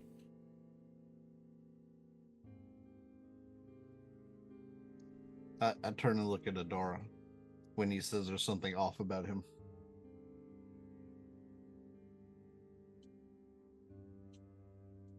What do you know about this warforged? He's looking at Adara. Well, he seems to have, what would you call it? And she kind of looks back. Essence, souls, different beings, something. He has at least 3 auras about him. And they cause him to, I guess, rage, turn red-eyed. He goes And back it and can be forth dangerous. between, like he's bipolar or something, right? Meridius looks at him and says, he has a purple, a blue, and a gold sphere of sorts that surround him, but can only be seen in certain situations.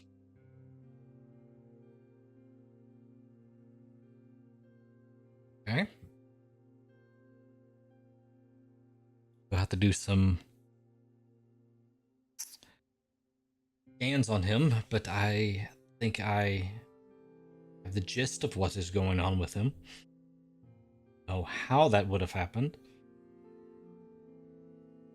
He is a very old automaton.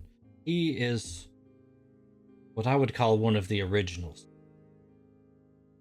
Well, according to Adara, his closest friend is not with us. Well, he does believe he is old. He actually believes he's human. And acts as if he's an old man. I'm not sure that his memory is truly whole? Well, long ago, there was a wizard, cube. a technomancer, whatever you want to call him. He was the apprentice of the one that trained me.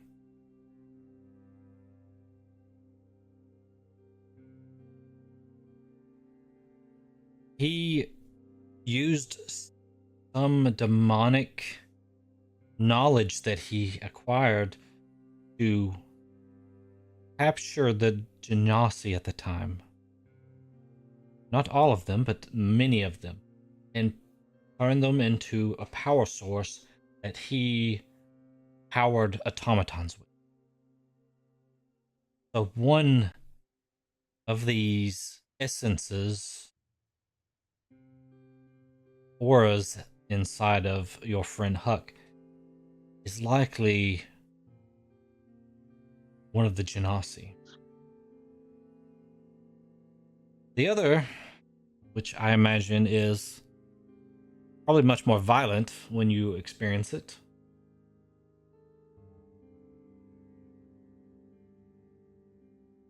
is something known as a quarry. Are any of you familiar with that term? Can't say I am. Ellen believe so. is. Trix is not, but Ellen is. Do you guys think it has something to do with when Huck converted to that one religion back in after Toril? Do you remember?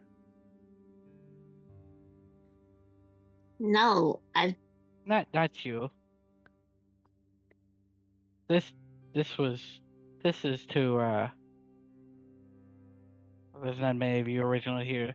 Lord Hjalrim, you would remember. Me? I don't know if I would remember that. That might be after, or I might have met Huck after that time frame. He talked about it in front of Lord Hjalrim after he converted, but he did it before you arrived Okay, to the party. okay. You and Adara were the only two that were there. Adara, do you That's not currently remember?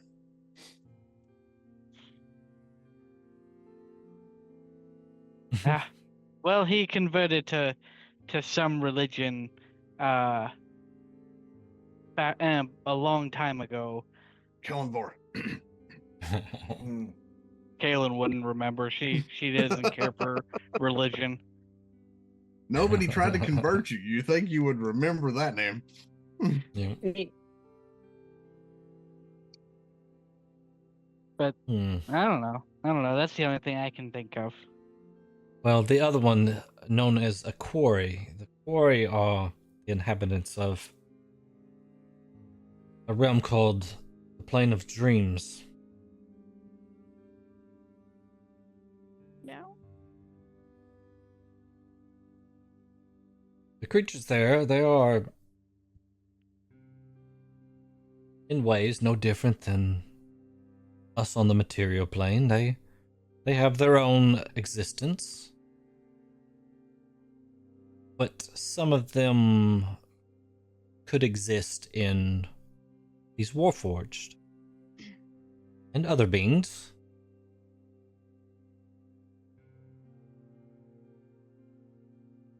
That is likely what you're experiencing there.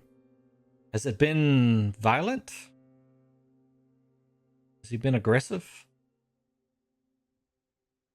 Did you miss the part where I trapped him in a bubble? Yes. Because he was trying to kill us. Okay. All right, so we have to assume that he activated these warforged, set them upon you, and then joined them in trying to take you out for whatever reason.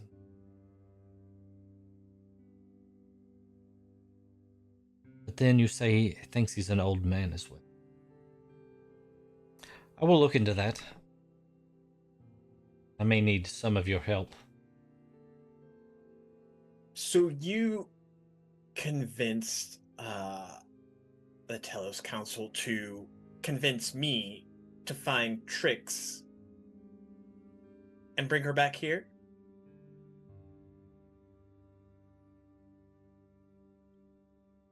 Convinced is a unique word to use, but yes, I asked them to do so. And they listened? They do.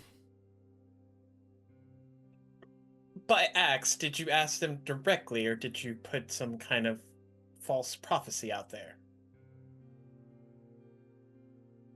Lord Hjalrim, you may want to sit down for this next part. I'm completely covered in bandages. What more could you do to me? Trix is gonna Mental. overcomes to Mental. just Meridius says, Tangold says he's Telos. I say back to Trix. Does that mean that I get to say to him what I wanted to say to the council if he is? Go for it, man. It'll be funny as shit. I also want to know which end his gaseous form comes out of. And Trix What? just starts laughing out loud. Hjalrim's I gonna get look at Trix, but then sit on the bed. You have communication devices. Yeah, and Meridius just used it to make a fart joke again. Lovely. It seems that history wants to repeat itself over and over again. What you mean? Nothing, I'll tell you later. Lord Hjalrim, I've been here for a long time. 500 years from what we were told, remember? Oof. At least. So, when I came to this land, I was in an odd place. I needed a way to further my research. And to do so, I needed a large source of funding and protection. I found in this land 3 nations that were at war with each other. All over this one slumbering titan by the name of Telos. So I united them. I removed these conflicts and merged them into one sovereign nation, united in this religion of Telos. And Telos is real. He is a slumbering titan.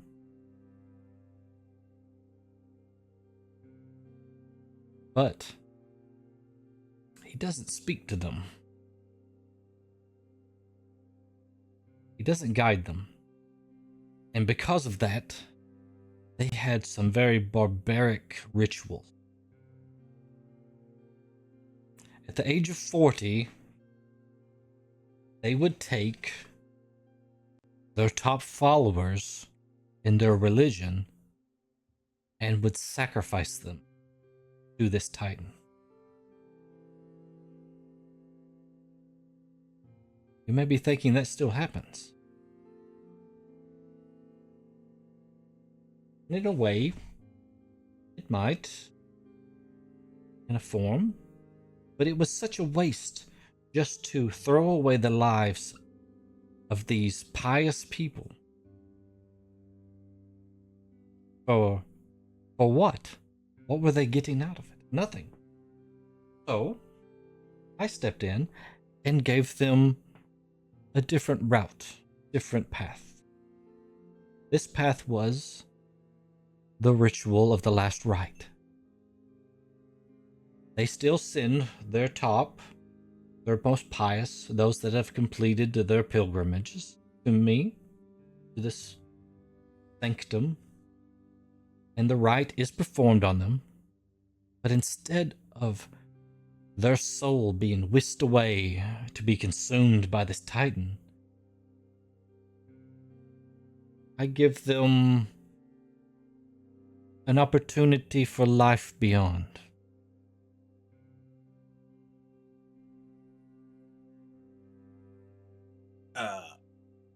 When you say life beyond, I mean, this is to say, well, my parents, they both completed the last rite. They did. This would be in this newer, less barbaric state. It would be. So, where are they now? They are in a state of slumber, we'll say. Waiting to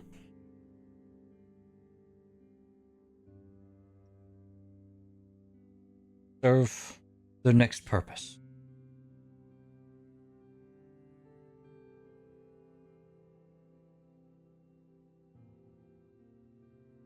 So they're not alive, but they're not dead? Let me show you. And he stands and gestures at the door that opens. If you want to follow me. All of you may come. And as you guys walk down the hall, go ahead, do you have something? I was gonna say, Trix, as soon as he started towards the door, she was like directly in position right behind him, like she had done so many times. Trix, as he's walking down the hall, what I'm going to show you, you may not remember, you've seen this before, but memory probably is very erratic. He's kind of just talking to you, Trix, as they're going down the hall. Not speaking out loudly, you know, for everybody else to hear. So they're not like conscious while you have them like wherever they are, right? Like they don't know that they're just kind of trapped there or anything, because that kind of seems like it would be a little fucked up if they were. You have to help me with this, Trix. And it is good that you went into the flower. Said before, it is kind of an environment like that for them. They live in a state of perpetual bliss.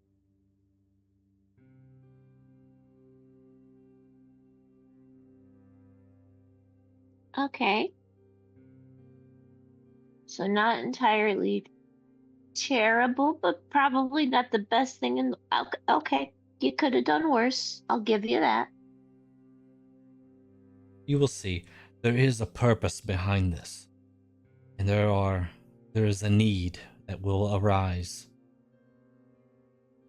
Could be that current situation that we were just talking about before, where you came from. That could be one opportunity where this would come in very useful.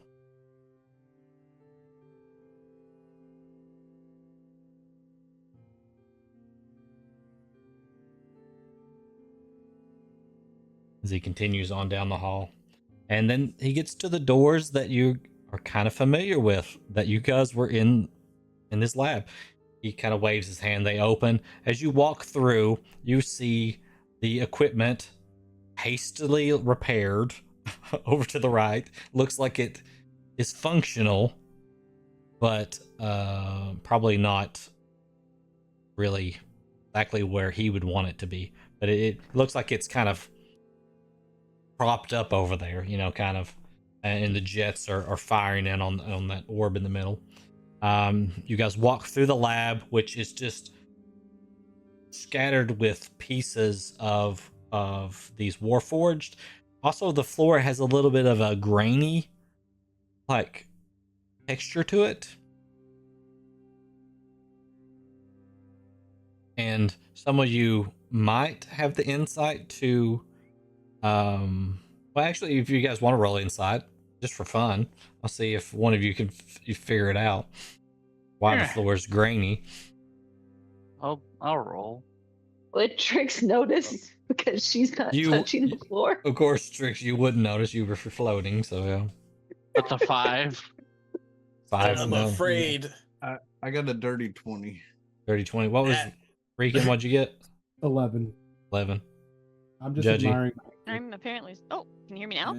Yep. Oh, Yes. Oh, 15. Sorry. 15. What'd you get, Judgy? Nat 20 for 25.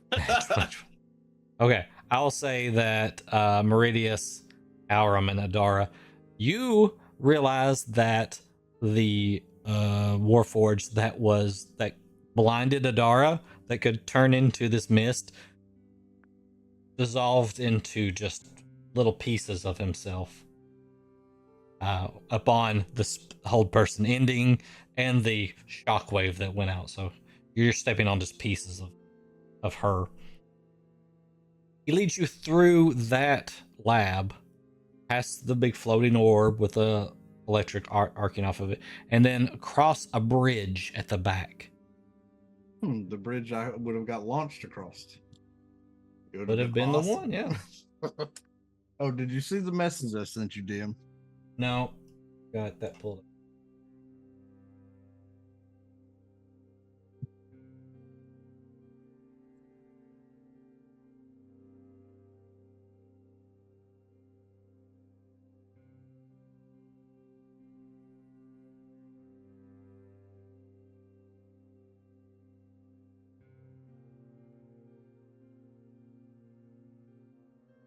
Oh yeah, gotcha.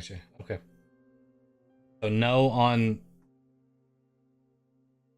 the last question that you asked there. Mm-hmm. You don't see that, but I noted that. Okay. All right. So let me back on this map here.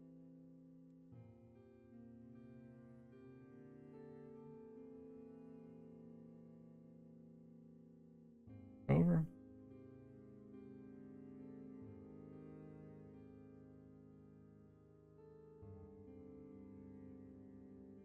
Okay, so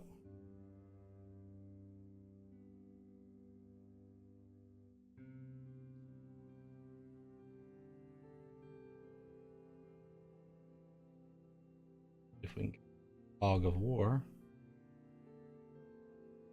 So you guys walk across this bridge back here. Okay. And let's see if we can get rid of the Fog of War.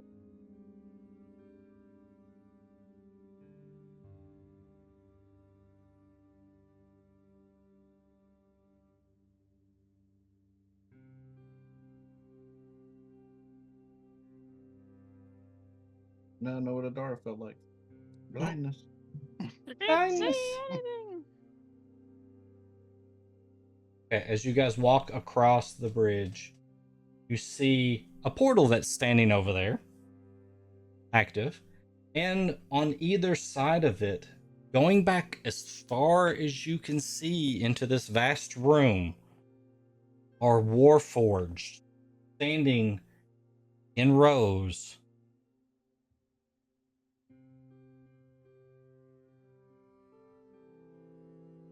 Stops and turns around. They are here.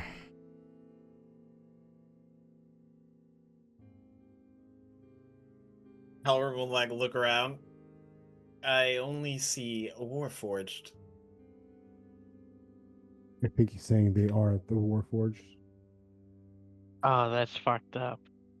Warforged require a power source, an essence. Oh, that's really fucked up, man. Do I see those Diz after what I sent you? The essence, I mean. You do. You see like around like one on each one of them. Right. You see. Yeah. Which one of these is my parents then?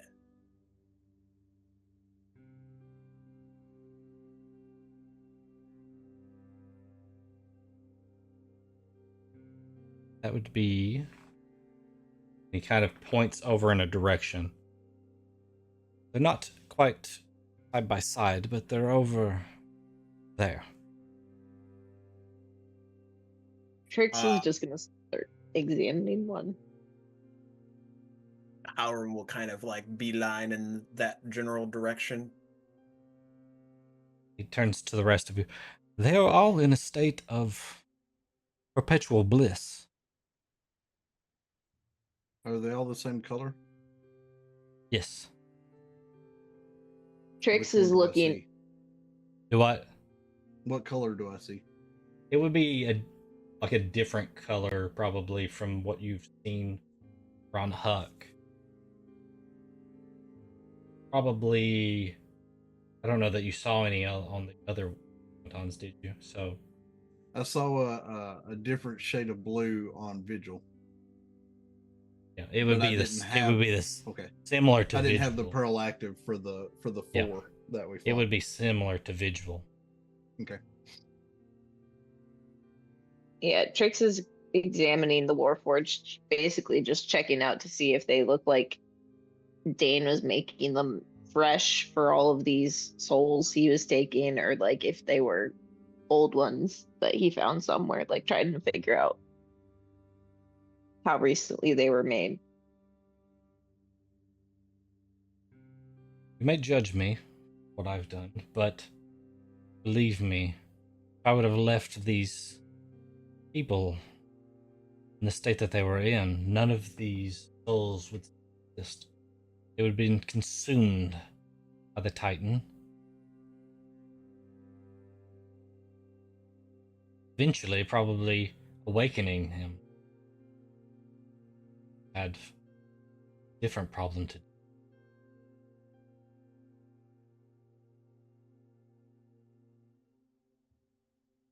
But what are you in need of such an army for?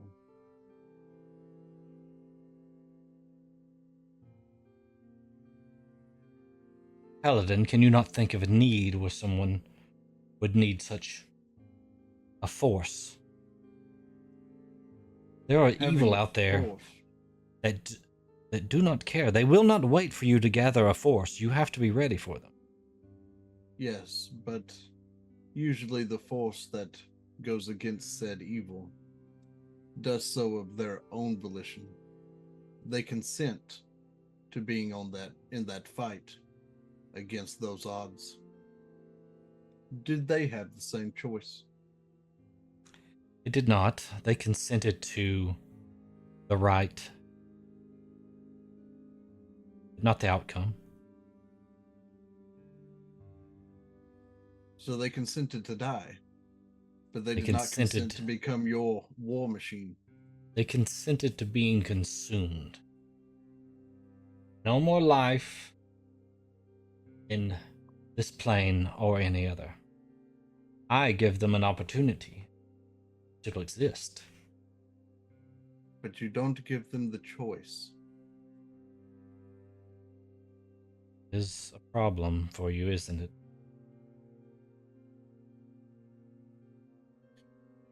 I'm going to slowly like reach my hand to have my to be at the ready on my glaive on my back. If you have convinced the council that your way is more just in how you take care of these souls, as we decide to put it this, then why not to give those individuals the choice? Sir Paladin, The council is just as oblivious as anyone else. Oh, I'm not saying that the council is oblivious or is not oblivious to what goes on in their own walls. That was clear when I addressed them in person. But I'm saying if you are doing this, why are you not at least giving the ones that are sent here a chance to choose whether to move on in any other way or to be put into your army? Would you have me murder them outright if they choose not to? It's not your choice to play God. Fair enough. Would you prefer that I release them? And they go where? Exactly. Whatever Where would they go? plane- To whatever What would- plane that their souls are called to. What would we do when the evil shows up to take all of us out and we don't have anything to fight it with? Will we stand arm in arm and die together, Paladin? Because you think I your will gladly might can face it. stand against the evil that lurks in the darkness? I would gladly face it, live or die. But I Exactly. do so of my own choice. It is those that make the choice for others. That is the reason why we're still here. So But, if you like were I to said, die, if you want me to release them, we can. But so if you were to die, would you want to be done this way? it doesn't matter. If I'm dead, then who cares? If someone is more powerful than me, it can control my soul or take it or take my power, then good on them. You care that little for life, do you? Whether Well, your own or others. I choose to be alive, so I am alive. But if someone is more powerful than me, then what am I to do? If I have not prepared enough, cannot overcome them in the moment, then why worry about such things? And what is the evil that you're speaking of that acquires such an army? Oh, I've seen things that you can't even imagine. I've seen existence almost obliterated. I've seen gods that were brought to their knees before a wizard. A mere you think- mortal wizard brought And them you to think his your knees. army could stop that same wizard that brought gods to their knees? Oh no, that's why I'm here. But they can deal with the rest. And give me time to deal with that. And as far as my choice of you releasing them or not, it is not my choice that matters. It It's is his. not. It is not really your choice. That was more of a metaphorical statement. It is more her choice. He points at Trix, or gestures at Trix. Trix has a fist right above the head of one and was about to kind of like knock on the skull when he points over at her. Wait, what? You know me more. You know me better than anyone else still on this plane. He comes over closer to you. Believe me, there is a method to this madness. I don't do this to be evil. Don't do this to torture them. But there will be a need for an army like this. Has been in the past, and there will be again. It saved this whole realm before.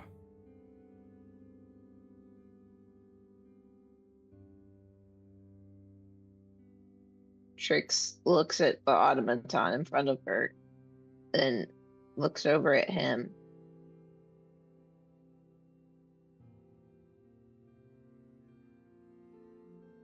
We're gonna hey, before you say anything, we're gonna go to break real quick. Give you time to process. 'Cause Yeah. this is kind of a big decision. It's kind of a lot for you even as a player to take in what is going on, and so I give you a moment to think about it. So we're gonna take a real quick break, and then we'll be back.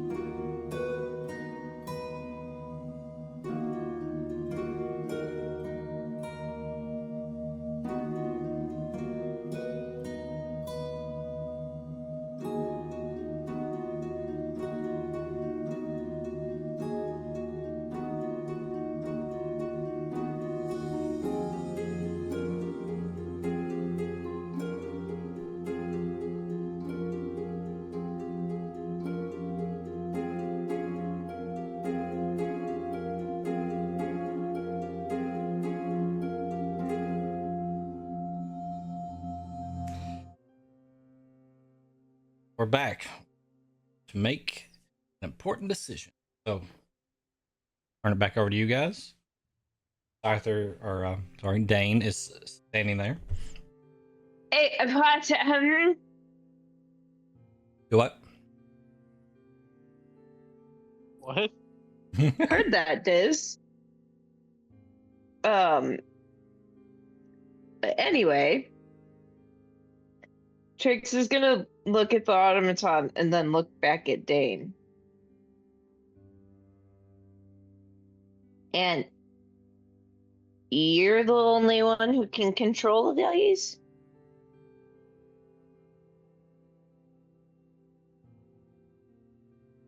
Just me. Well, in the event of my untimely demise, it would be you. Trix's brain didn't go down the route of, okay, so we just kill him then. But Ellen's did.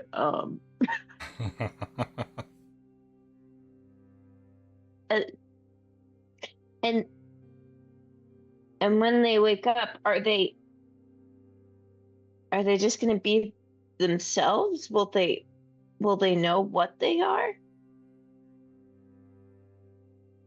It won't be like Or will that. they- If we require their assistance, they will be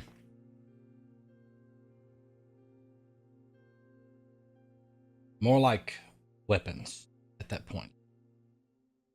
If they're released, they will be themselves.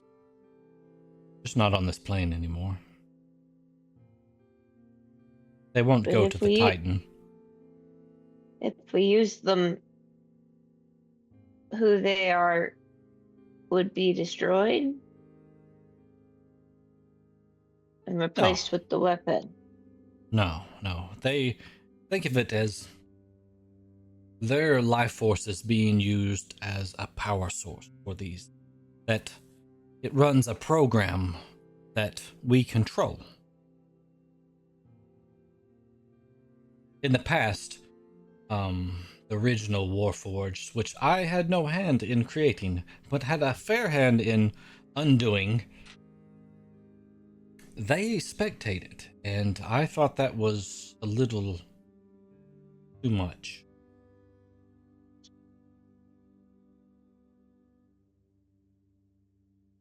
I took that feature away from the. And when the automaton is destroyed or dies, what happens to the soul then? It would go on to whatever plane of existence Kellenbor would send them to.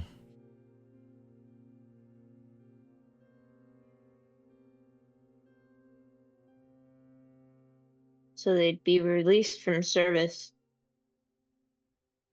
And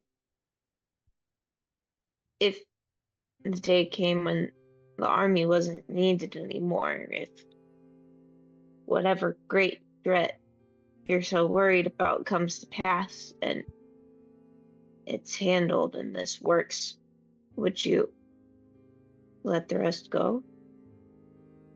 If there is no need for them, then there's no reason to keep them. Not a monster.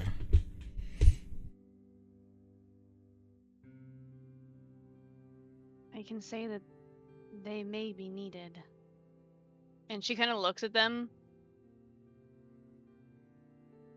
I'm pretty sure there's a possibility of Mithdraina where you came to get me.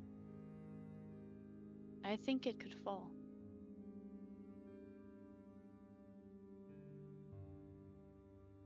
To what, I'm not certain, but he might not be wrong about something being out there. I know of I've two seen it. things out there that could be a possibility. But Feel free to enlighten the class. for very long stories. Yeah, but you want us to trust you and to make this decision. I'll give you the Cliff Notes version.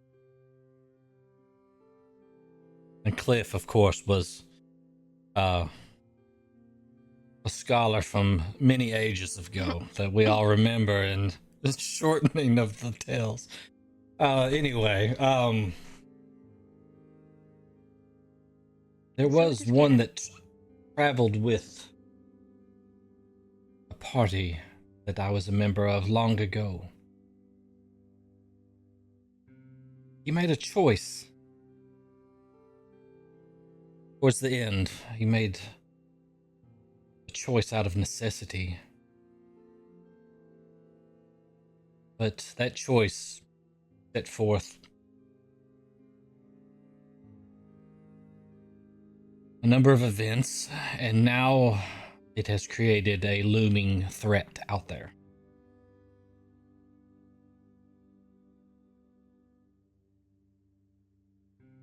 I would mention his name, of course, but I doubt that any of you would even know or have heard of them. Details are better, dude. I mean, you're being very vague. Sure. His name was Akaminos.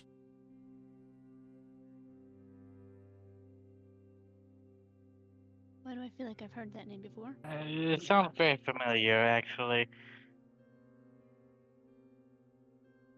Anyway, he made a choice where he gained a lot of power and power was drained from the divinity above us.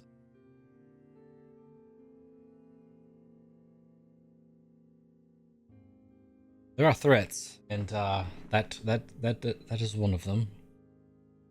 The other is, of course, what we were facing. We were facing an entity by the name of Zanzir. He was a mortal at one point, and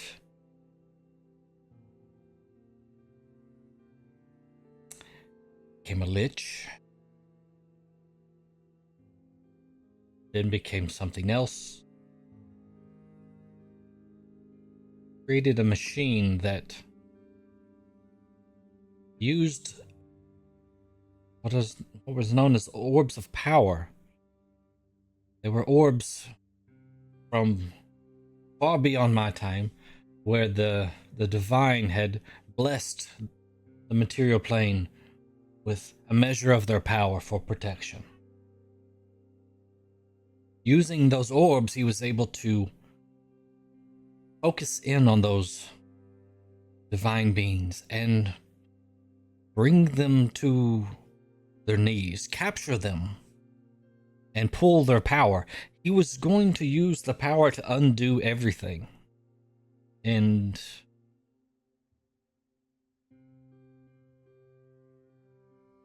my party stopped him.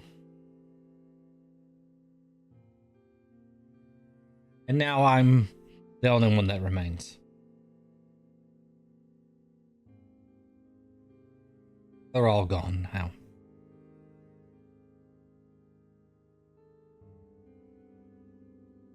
But if you stopped him, how's he still a threat now?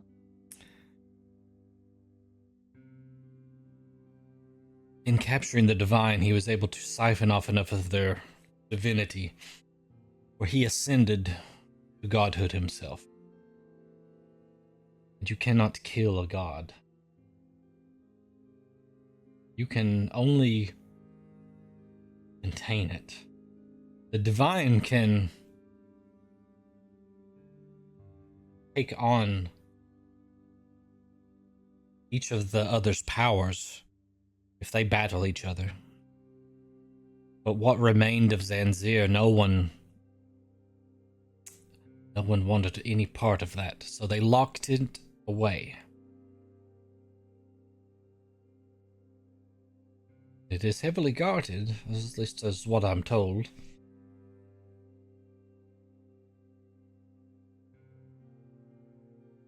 Until it's not.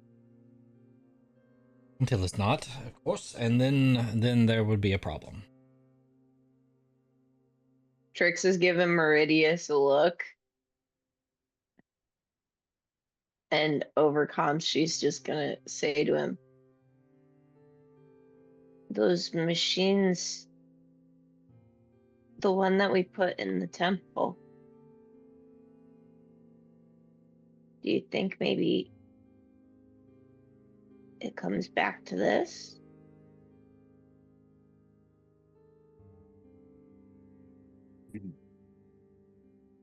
I'm not sure if Kolos is working in unison with either of the two that he has mentioned. But I do know that when he mentioned the Lich, that it triggered something in me that I tried to keep hidden. I tried to keep put away.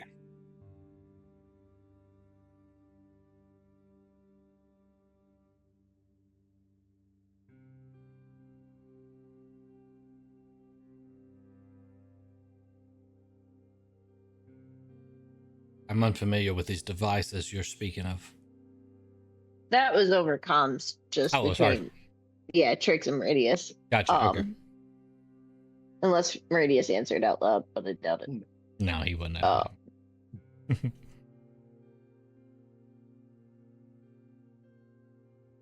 And after they finish that, I turn and I look at Dan. Would you know of any reason that ancient gods are having their powers siphoned?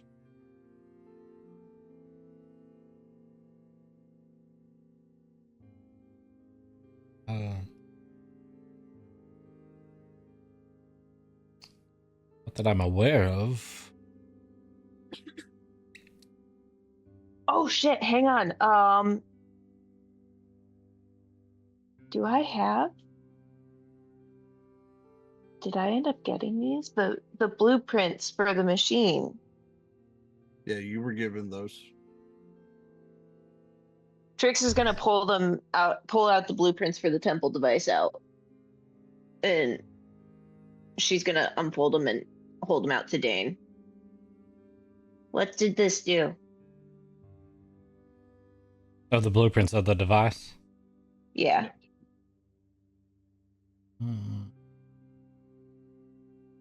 So, well, which device is this? This is the one that you guys put in the temples? Yes. Yeah. Okay.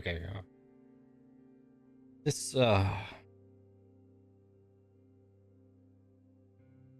interesting. Appears to be some type of device that connects together with other devices.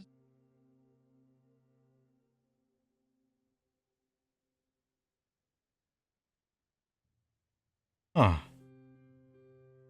Interesting. Like a relay, like a doorway, like It's more like it dampens the power of certain things. Hard to say what it was attuned to. Did it cause a certain effect to a certain type of creature? We were told it was to keep the gods' powers locked inside of their temples. I mean, but that's not exactly believable. What happened? Certain individuals had the ability to get inside of these potential domes, as it were. And even an archangel was killed. Archangel? In service of trying to stop this. Was killed by this device? Not necessarily the device, more the ones that tried to take the power.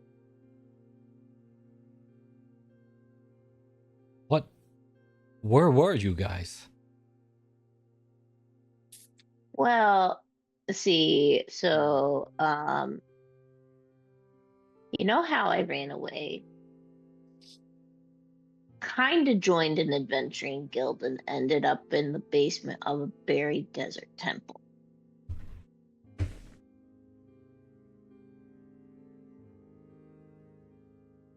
And she's just Okay. giving him an awkward like grin of some kind, like, sorry. We were on the continent of Oss when it took place. Okay, there's not a lot there. Does this temple? You went to a temple, In and there the was an angel sands. there, And- Massive hole in the ground, and there was a deity there. guarding it. A gelatinous cube ate some of my friends.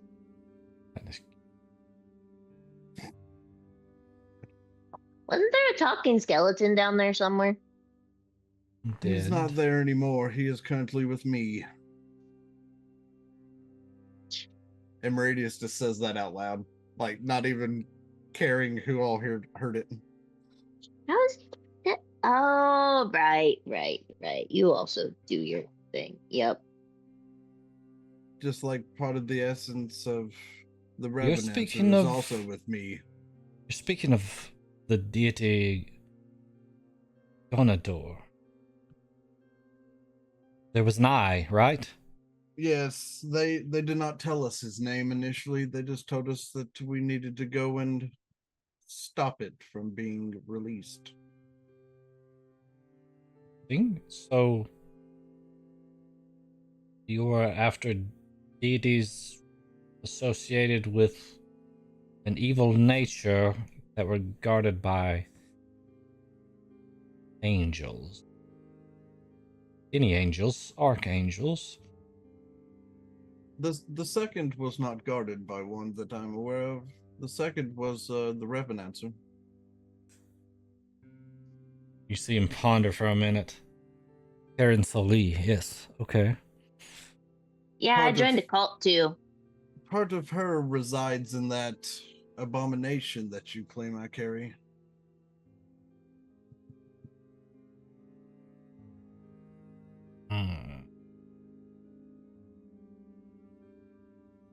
What do you plan to do with that thing, Paladin? Kill as much evil as I possibly can before my time comes. And when it Just don't consumes touch you, it. Then maybe I'll be reunited with my family that carried this burden before me.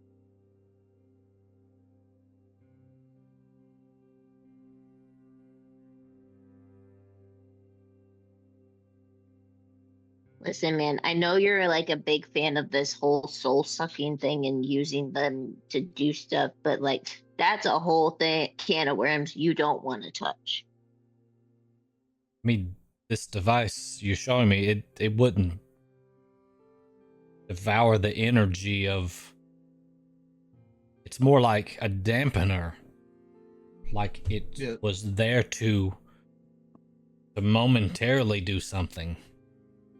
We were told it was to keep it concealed in the ruins.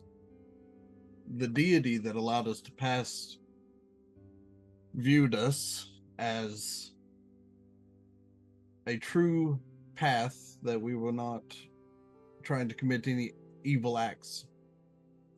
But that is not what happened after we placed it down. Someone manipulated this. Someone I know too well, but he is not strong enough to have done it by himself. There was another being there. They I'm opened sorry, a guys. portal inside of it. I'm going to step away just for a quick moment to deal with something. And so if you guys want to discuss the other dilemma that we were talking about before some more, I'll be right back. All right, who wants to have an arm wrestling match over a lava pit? Raging is not allowed, Caitlin. How about no? What if I use my mage hand? What if it's super strong? I mean, Yeah. if that's considered your strong hand. Hell yeah. No, it's just a Mage stranger. hand, strong hand. Why does it feel so weird? Don't ask questions. It's slimy. What'd you Don't do? ask questions.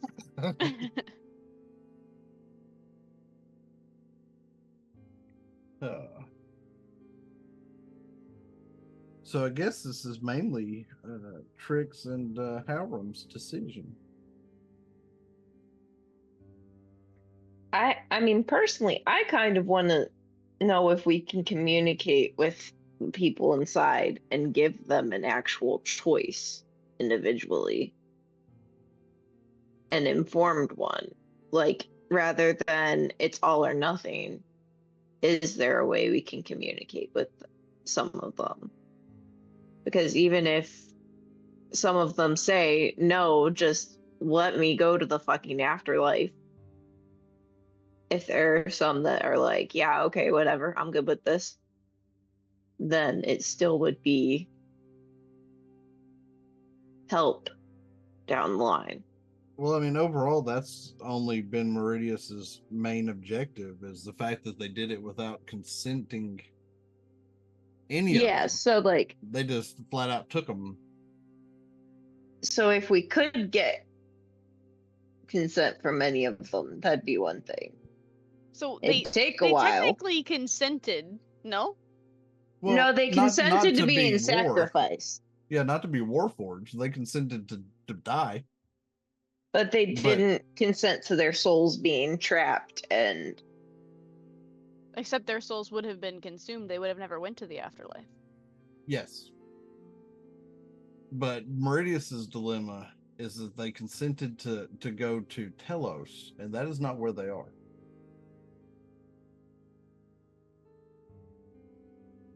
He's not worried that they died. His view is, in religion, if somebody offers to sacrifice themselves, that's their choice. But the choice of being put in a warforged is the problem, because they weren't given one. That's his dilemma. So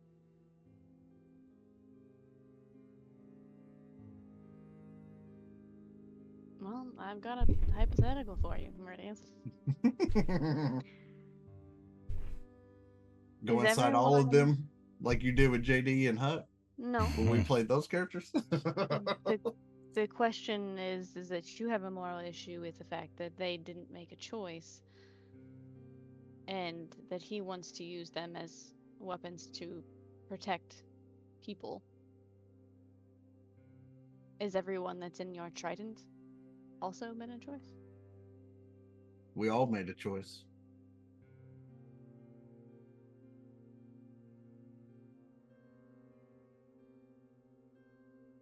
Because we chose to carry this burden, as it were.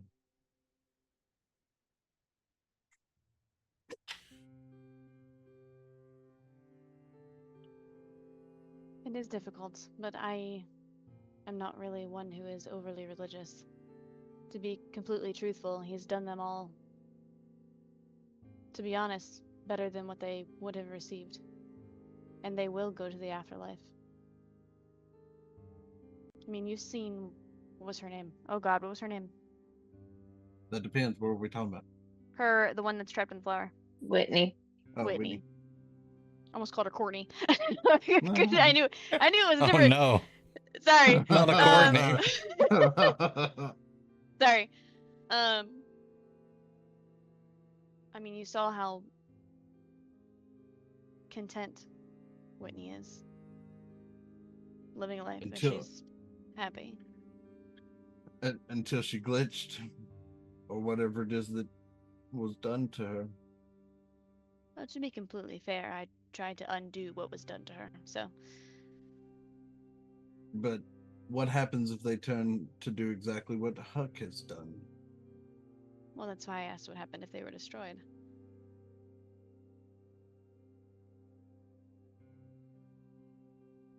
Are you having this conversation out loud? Yep. Yeah. Huck, as you call him, he's going to be a unique situation.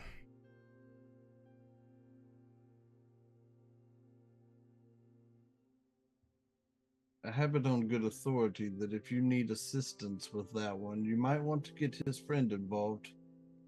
Unless his friend comes and finds you because you harmed him without probable cause.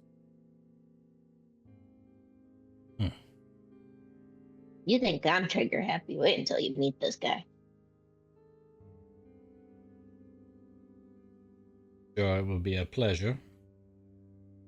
Yeah, I mean, not quite the word I'd use.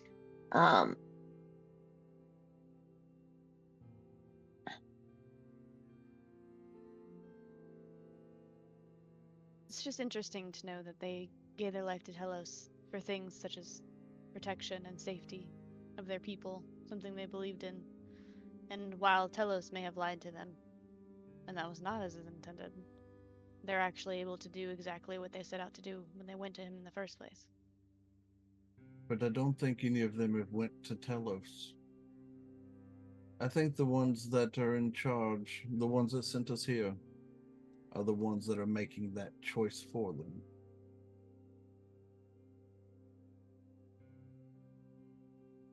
What makes you believe that? Because Dane has said it himself that this Titan slumbers. It is Yes. real. If he slumbers, then how is he convincing all of these people for countless years to give their lives? People He does- sacrifice their lives to gods without seeing them once. Wisdom.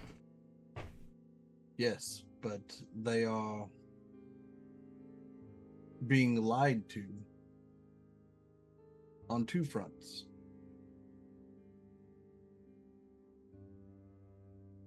And why was 40 years considered the cutoff?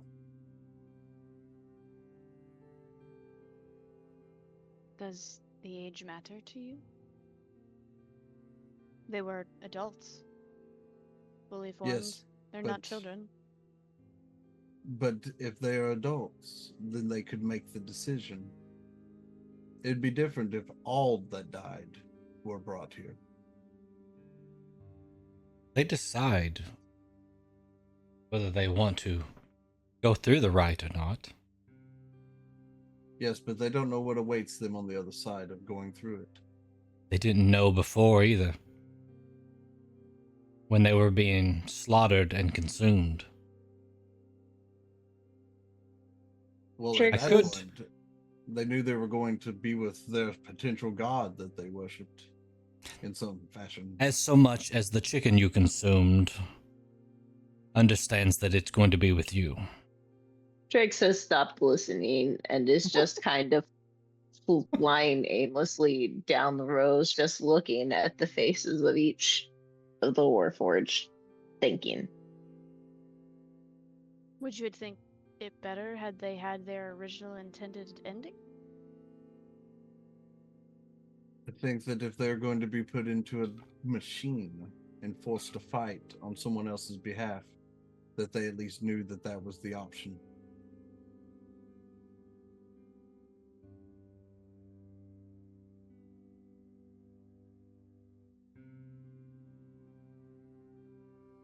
I don't think they cared. You see, my soul is forfeit. I know where it will go. I know where it will reside. You assume you know where it will go. It'll go in this trident, the same as the rest of the family of mine that have wielded it. That is the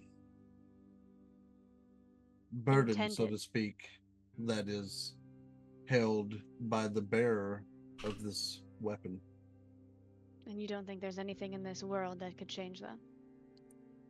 I've tried. I've even tried to get a god to help. And either he doesn't care, and he kind of smiles at that, or he's not strong enough.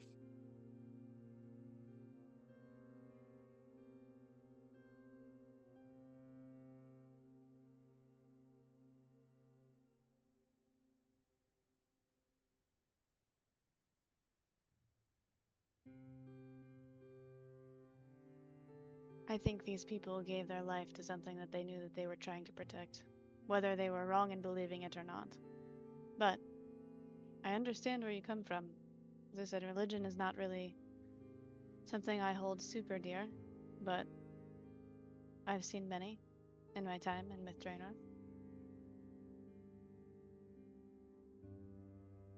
But he is not wrong. There are some very not so great things coming our way, and I can't sit here and say that it's not the beginning of an end.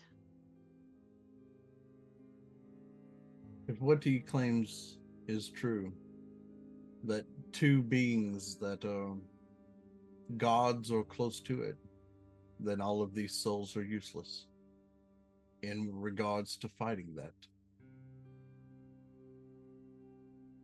That's a very large assumption, Meridius. You're almost playing God yourself to assume so. No, he said so himself, that gods can't be killed. So They they'll can die, be contained. but they'll die and be sent away as cannon fodder. And how do you see them as cannon fodder? Because he said so himself, that he would use them to bide time until he could deal with it himself. Except they don't see it. They don't know what's happening. They don't know what's going on. They won't be in their dream state when he activates them. Trix has made her way over to Hjalrim. Hjalrim, similar to Trix, has been going through all these warforges Still to counting them. see if there's any difference. But about getting close to where Dane said his parents should be, he's gonna use divine sense and focus on which two have a radiant soul like himself, and ping it to detect like Celestia.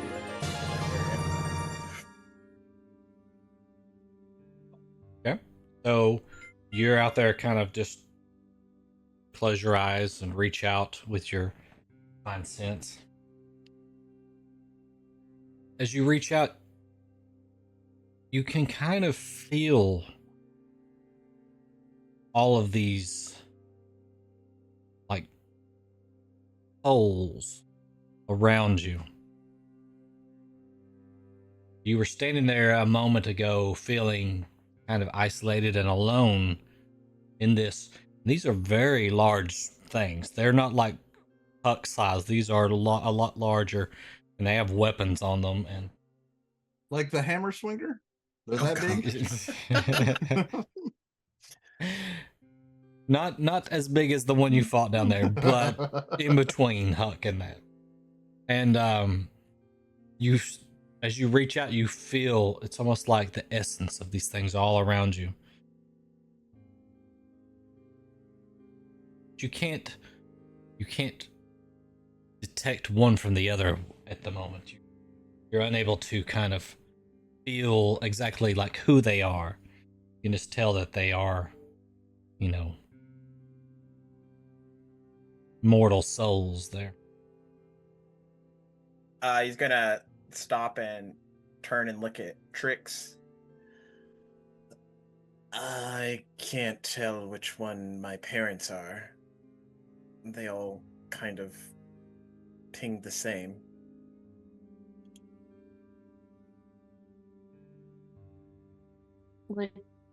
Would you want your parents to go through this?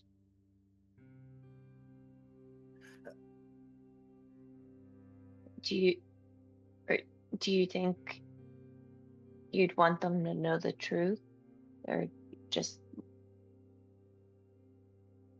Would you make the choice for them?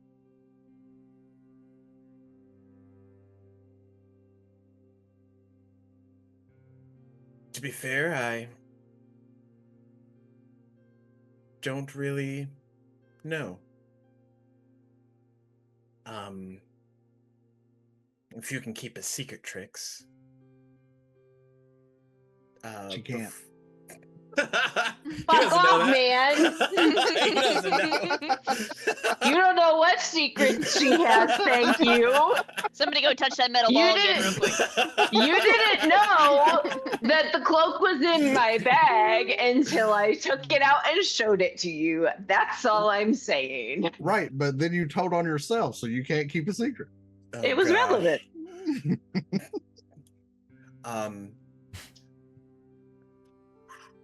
Before my parents went to,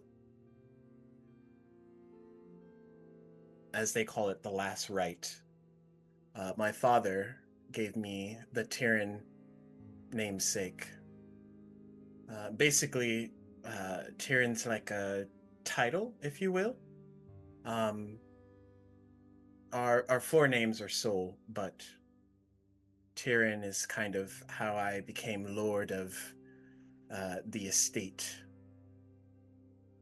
My brother, he was older than me, but he passed away some time ago.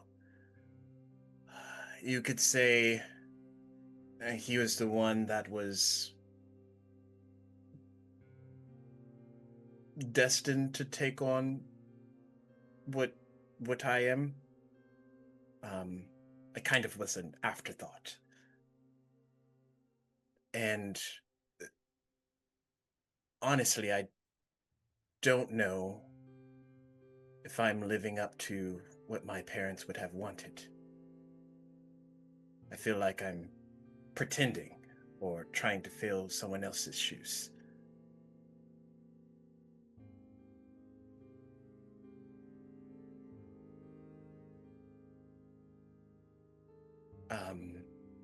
I guess this is to say, if my brother, Talver was his name, was here, he might have a better way of answering that question. And Trix, you would know who Talver I was is. gonna say, Trix definitely knows that name. At And least she's briefly. just gonna look at him. And didn't Talvir get kidnapped by Stanasi? No. He turned did into a he puddle of disappear? water and left a book behind, which I think you have. Do I? Oh god. Trix is gonna just kind of look at him. Somebody You picked up killed the their book. Hold on, wait a minute. You killed his brother? No. Out of character, Judgy had to step away. Oh my god. In character, we solved a puzzle and got across the room, and then Talver turned into a puddle. And then part of him was collected in vials. Oh, Ugh. good. Yes, Oh, we God. did have Talk about bottles of him. collecting people's souls. You got his body in fucking No, that was glass bottles. Spoofy. That was Spoofy Spoofy. did it. Trix had Spoofy no did it. part in that. Jesus Christ. At what Yep. point does Spoofy get thirsty and forget that it was him and drink that bottle? Oh, sweet God. This is like Soulception. Oh, yeah. This shit's fucked I don't up. know if I have the book, but if you want to say I have the book, that works for me. Well, somebody Um, picked it up, and I can't remember. I'd have to go back and watch the session to see who it was, but it may have been Spoofy. I don't know. Trix is gonna just kind of look at him. Your brother's name was what you said? Talver Soul. And did you say he died a while ago, or was this recent? How exactly did that happen?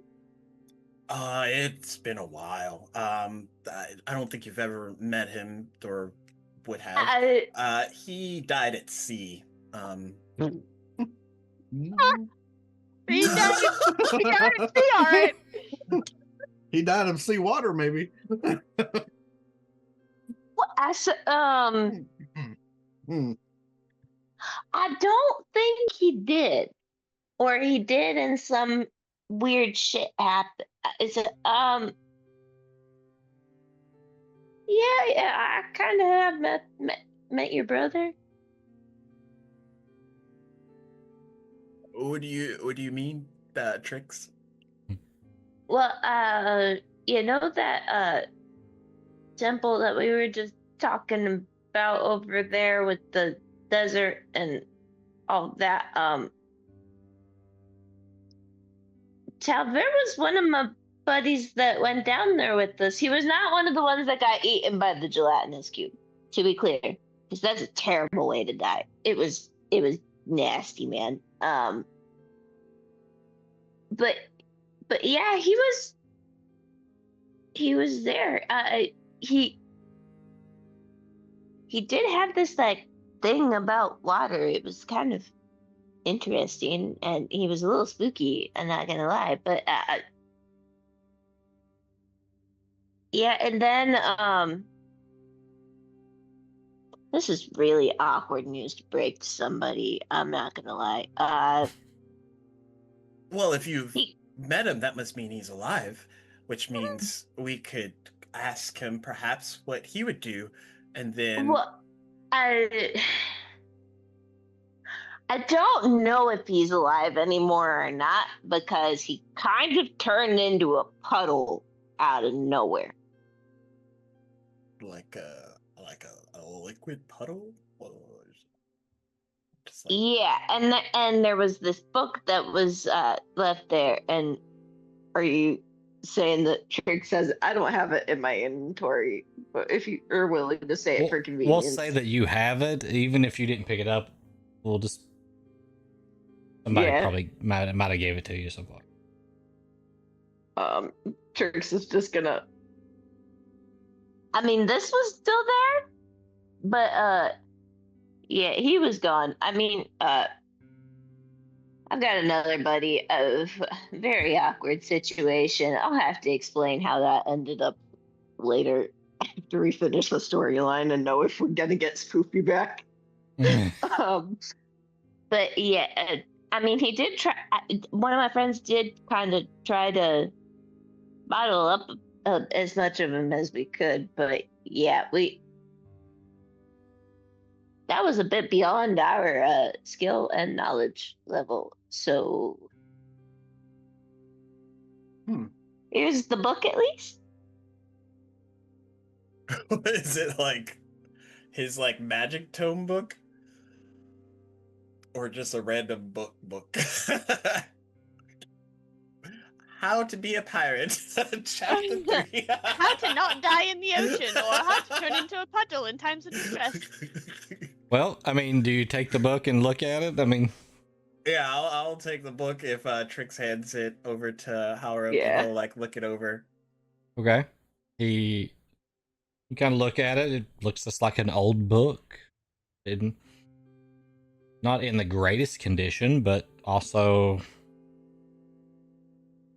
There may be hot sauce stains on it. yeah. Do you open it up?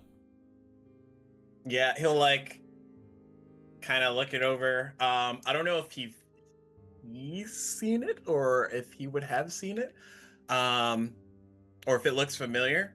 But he'll kind of like eventually like open it up and see if he written anything inside. Okay. So you open it up and you flip through the page. There's nothing on any of these pages. It's Tom Riddle's diary, damn it. Don't stab it with the tooth. Basilisk tooth. I do have manticore horn. Tricks, there's nothing in the book. Huh. what I get for taking things that Spoofy hands me. I didn't even think to check. He was just like, yo, can you check this in your bag? That was insensitive. I'm sorry. We did not just chuck your brother's bottles of what was left in anybody's bag. I swear they were well taken care of. You know, I fully believe everything you're saying, Trix, because there are times where things are just out of your control. Like fairies in little jars that get zapped. And We're all still that's gonna left is talk about crystal. it. I do have something about that. He will show her the the is it lacrima crystal? Have you ever seen one of these? She kind of turned into this thing. And he'll hand it over to Trix. So, Trix, you would be familiar with this. Not something that you would have seen before, but something you probably would have heard like a story about, something to scare you. That if you wandered, far from home and something bad was to happen, then you would be trapped as one of these crystals forever. Oh, come on, man.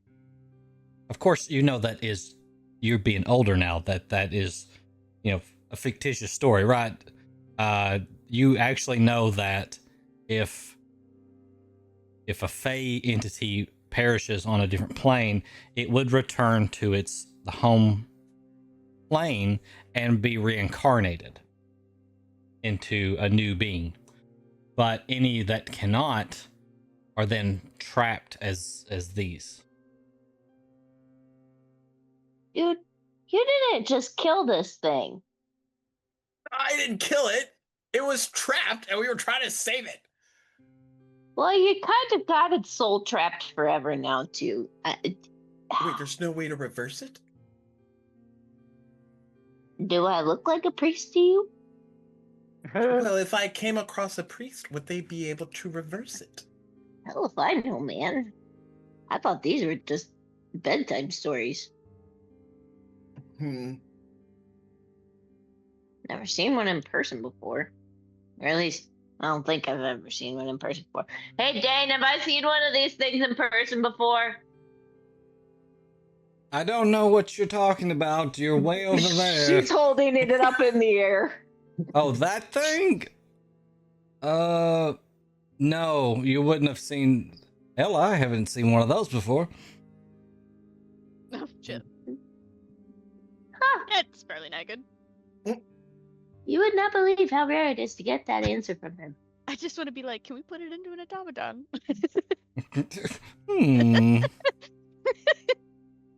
I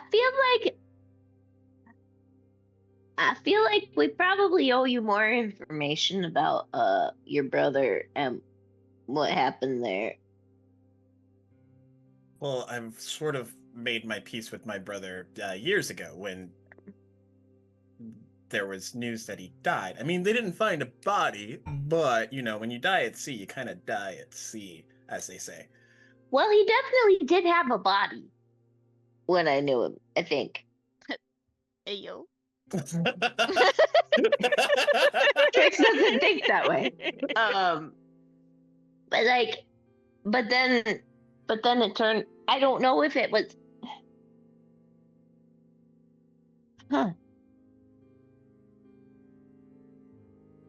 weird.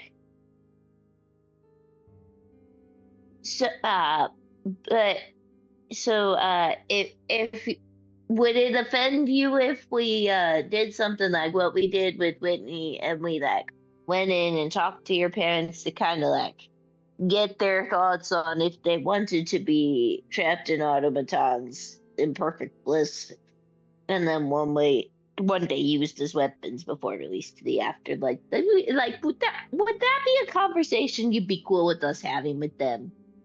Well, I was about to do that myself. I just didn't know which one of these to try and use detect thoughts on, but No, that's fine. Do you think we should do it with like all of them? Because I feel like they deserve the truth.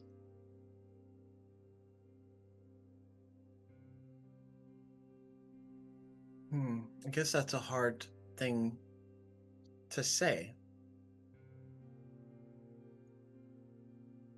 If they all came here with the intent of ascending to better help Telos, then I believe they've already had to accept much darker reasoning.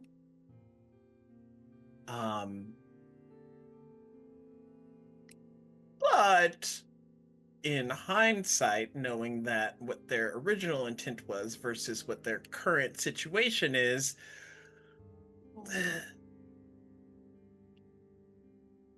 it's really hard to say. Perhaps if we speak to them, they can glean us in the right direction, but that's even if we can. And Trix is gonna have a thought and then just turn around and fly towards Dane. Okay. Is it gonna work just like Whitney, where once we talk to them, they won't really remember that we talked to them? So you want to speak with them. I don't know that they will be able to grasp what is being conveyed to them. So you don't think we could get their thoughts and be like, yo, this is what the situation is here? But there are security protocols, just as in what you experienced, but not to that extent. Yeah, buddy, we're gonna have to talk about that later, because that's a little bit of a controlling relationship, and I get that you probably had your reasons, but the fuck.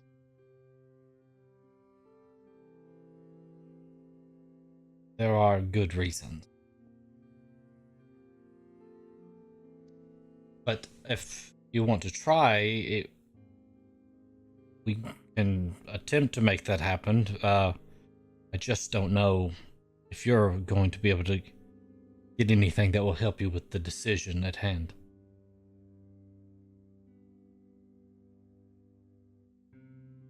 I'm taking that as a DM saying that's a waste of time. Don't worry about doing it. Behind the scenes, basically what I'm saying to you as players is, we can play through it, and it might be fun to do, but ultimately they're not going to give you anything that's going to help you probably make this decision any easier. We also would never be able to get through them all. The amount of magical power it would take to read each thought, it would take... God, how many of them are there? Tune in for the next 4 months as we question all of them. And you guys are, next episode, you guys are clocking in at a time clock and going in for your 8-hour shift. Yeah, of the people who can actually read thoughts, because not all of us can do that. Just imagine Office Space where it's just you're the two Bobs sitting in there. The rest Bringing of in us the are just automatons. transcribing the notes. Yep.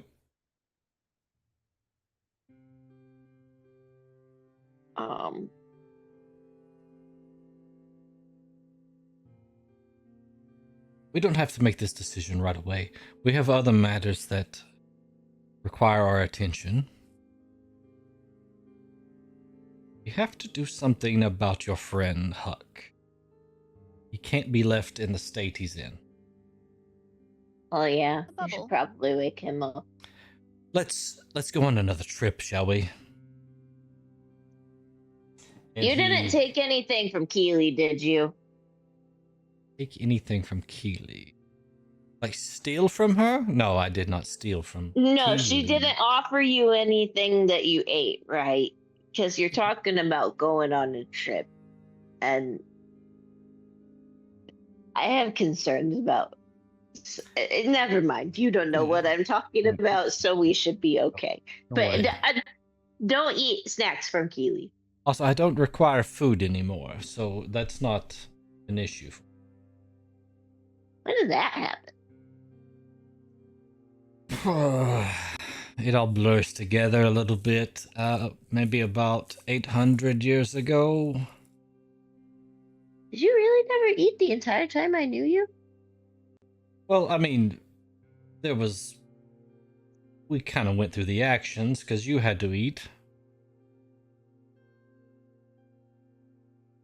And you think about it, and he was just kind of moving things around on his plate and not. Huh. Weird. Okay, guys, how about we save the existential decisions, and you want to go check on Huck? Give you time to mull over this. It's not an easy one. So follow me. And as he walks down the corridors again,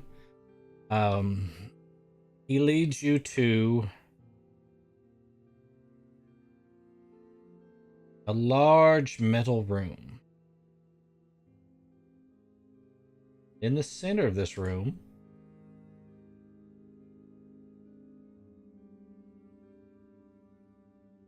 is a black crystal. Stands about 6 or 7 feet tall, give or take. Kind of larger at the bottom, narrows toward the top. Very jagged, uneven sides on it. And oh no, Huck's not in here.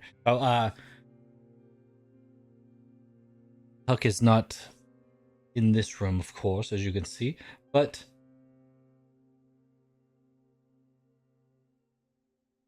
this object in the middle is called, well, it's made from what is called a Hjalrim crystal. Do I remember speaking with an individual in that DM? When Chris got petrified. You do? I'm trying to find the name. Is this where the stuff from that room with the cool new forge thing that you got? Is this more of that same stuff? By the way, I may have accidentally screwed up a thing that was running, but I started a new one. And we'll look at that later. Anyway, these are an experiment I've been working on. I've noticed that there's been some construction going on about the continent, and this type of material is being used, but it's not just the Hjalrim crystals. It's mixed with a very specific psionic energy, and it is turning it into these monoliths, whatever these structures are. When I examine them, they have a very particular tendency. They tend to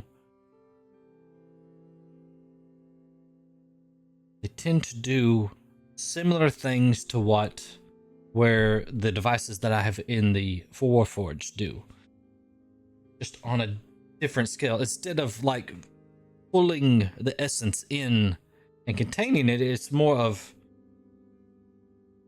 allowing it to come out. So I propose that we bring Huck in here, expose it to this, and draw out what is inside of it. So you want to trap whatever's inside of Huck inside of that crystal? I think he wants to talk to the voices inside his head. It won't trap anything in this, but it will pull it out. Have you seen this before, Paladin? I have. And there's a soul trapped in the one that I saw. Captains. Was this before we Interesting. met? You were petrified at the time, Trix. Damn it. How much did you guys do before you changed me back? I swear. It was in the same cave in which you were turned to stone. Yeah, okay, sure. You You were spoke- petrified? Long story.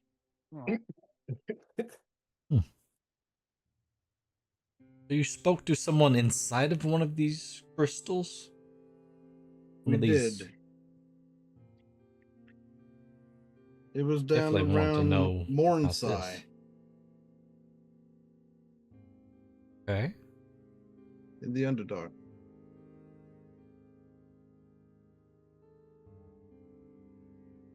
I've gotten some material from there before. Watch out for basilisks. Does the crystal look familiar to Adara in any way, shape, or form?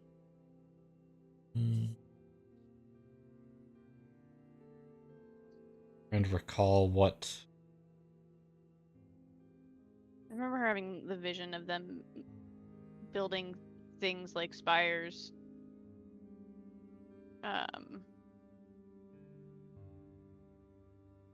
In her like home region.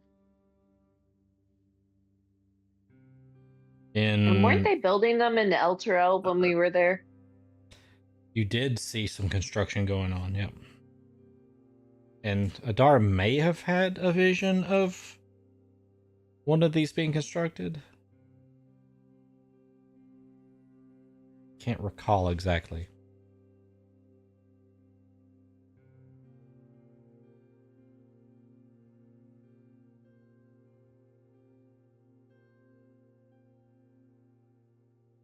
I will need to take a visit to more inside, but my suggestion is to bring Huck in here, extract out what is inside of him, and maybe we have a conversation. I ask what time it is and how long we were knocked out for, because if something bad happens, I am gonna die. We can arrest before that shit happened. Can I ask if we fucking slept actually? I'll say, yeah, you can have a long rest. Yep. You were 'Cause if unconscious. not, I'm about to be like, 8 we about to hours. turn around and go to sleep before we even attempt to touch this thing. Yeah. I'll say you were asleep for at least 8 hours. Okay, sick.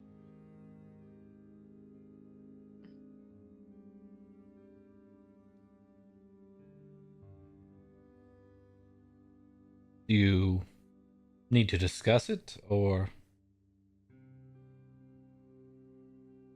I mean, I'm always a big fan of, try and see what happens. Sometimes you do kind of blow up a bathroom wall and expose a poor man to shame, but that was not my fault. I'm sorry, you did what?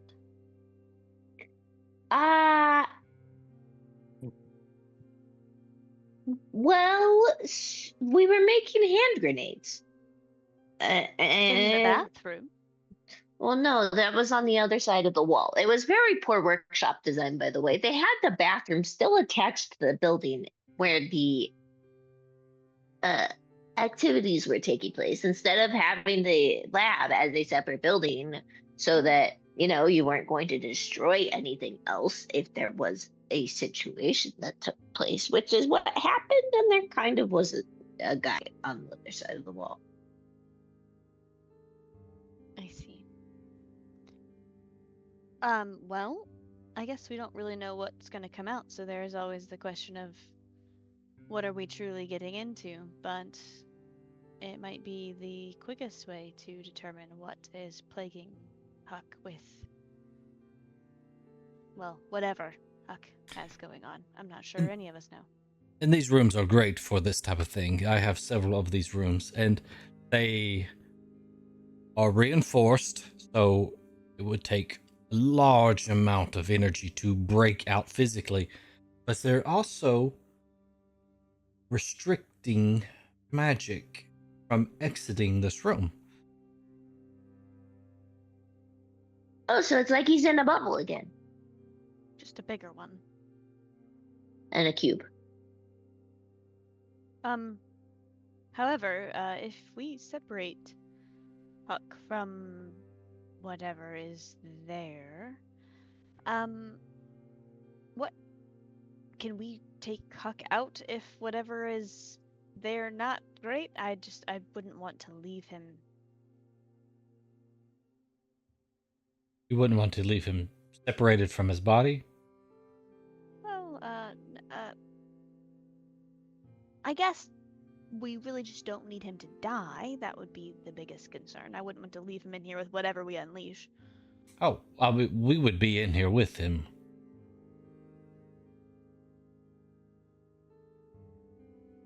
Thoughts, Meridius? You know what happens if it goes south. We answer to JD afterwards, so... If something were to happen to Huck, I say we point JD in the direction of this individual here. Fair enough. Alright, works for me. But But if it didn't- happens, I don't know you. But as I've said, he has 3 of the essences or orbs or aura, or whatever you want to call them, circling his body. As your warforged only have 1, will the crystal be able to grab them all? I don't know what it will exactly do with all 3, but I expect that it will maybe extract them.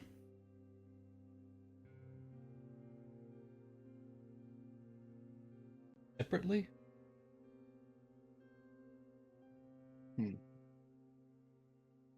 If it's to help him, I see no problem with it. I mean, we have to deal with the one that's causing trouble. The other 2... Or at least find out why he's causing the trouble. Yes, in dealing with it, yes, either figure out what his motive is and figure out if we think that it's just or not.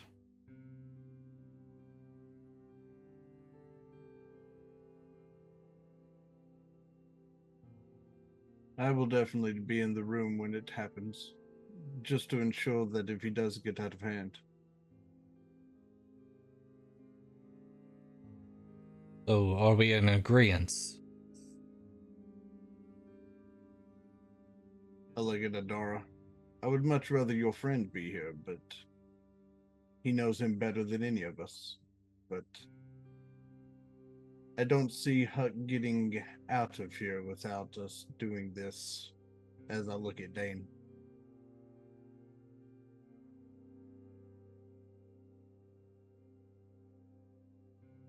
Kind of like, the look of, I don't see him letting Huck go if we don't do this. He just raises kind of an eyebrow at you. And think of it this way. If there's anybody who knows how putting other souls into mechanical things works, is this guy right here. Clearly. I just saw evidence. Technically, I'm the only person who knows how to do that on this plane. No, you know what I mean. Did you kill the rest of them? No. There was only 3 of us. 4 if you count the original one. The demon taught the apprentice how to make them. We dealt with the demon and the apprentice. And then my teacher, Radisir, him myself and Whitney figured out how to undo what was done. And in doing so, we learned how to do it ourselves.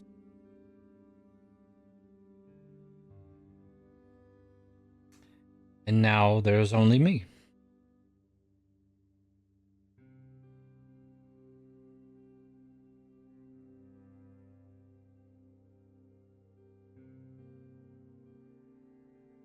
Then I guess we should bring Huck in here if this is the only way to get him out, so to speak. Right, so we're gonna call the session right there, and then next time we're going to we'll start with bringing Huck in here, and then Russ will have a field day. It will be a Russ heavy episode, so definitely check that one out. Gosh, those are my favorites. It's gonna be wild. So, that's where we'll pick up next time, and then you guys will also need to make a decision on the other, the army question there, the dilemma there, the moral dilemma, and then a little bit more to wrap this up. And then we'll be done with this small section of the story and move on to another one. Except I think we're going to go back after this one and let Clan Diesel step back in and finish up the story that he was telling back in Scalehaven. So that Trix can tell that long story of what ended up happening to the buddy that put Calvert in bottles. Exactly. Yep. So, I mean, right now we're just kind of tongue-in-cheek kind of referencing Scalehaven and what happened, and so we'll actually figure out what exactly transpired and why nobody wants to actually talk about it. That's because Spoofy got a Merple Nurple. But Trix made some bomb hot sauce. Or she will. It's what might save the day. She got the hookup for the good ingredients, man. All right, so just think about all those things. I'll contact Russ so he's not completely blindsided. But he's gonna have to. Oh, but that'll be the fun part. He's gonna have to think on his toes, Anyway, him not so waiting. gonna be interesting. So, all right, so we're gonna get out of here. But before we do, I just want to shout out all of our streamers that play along with us. We've got Double Up Buck. Turn it over to you. Well, right now, about the only streaming we've got going on is my D&D campaign. Once I get over this recovery time frame, I'll get back into it. So for now, the first and third Saturdays of each month at 7 p.m. Central Time is all we've really got going on at the moment over on my channel. But when we come back, I'll set out a schedule in my Discord to let everybody see what's happening.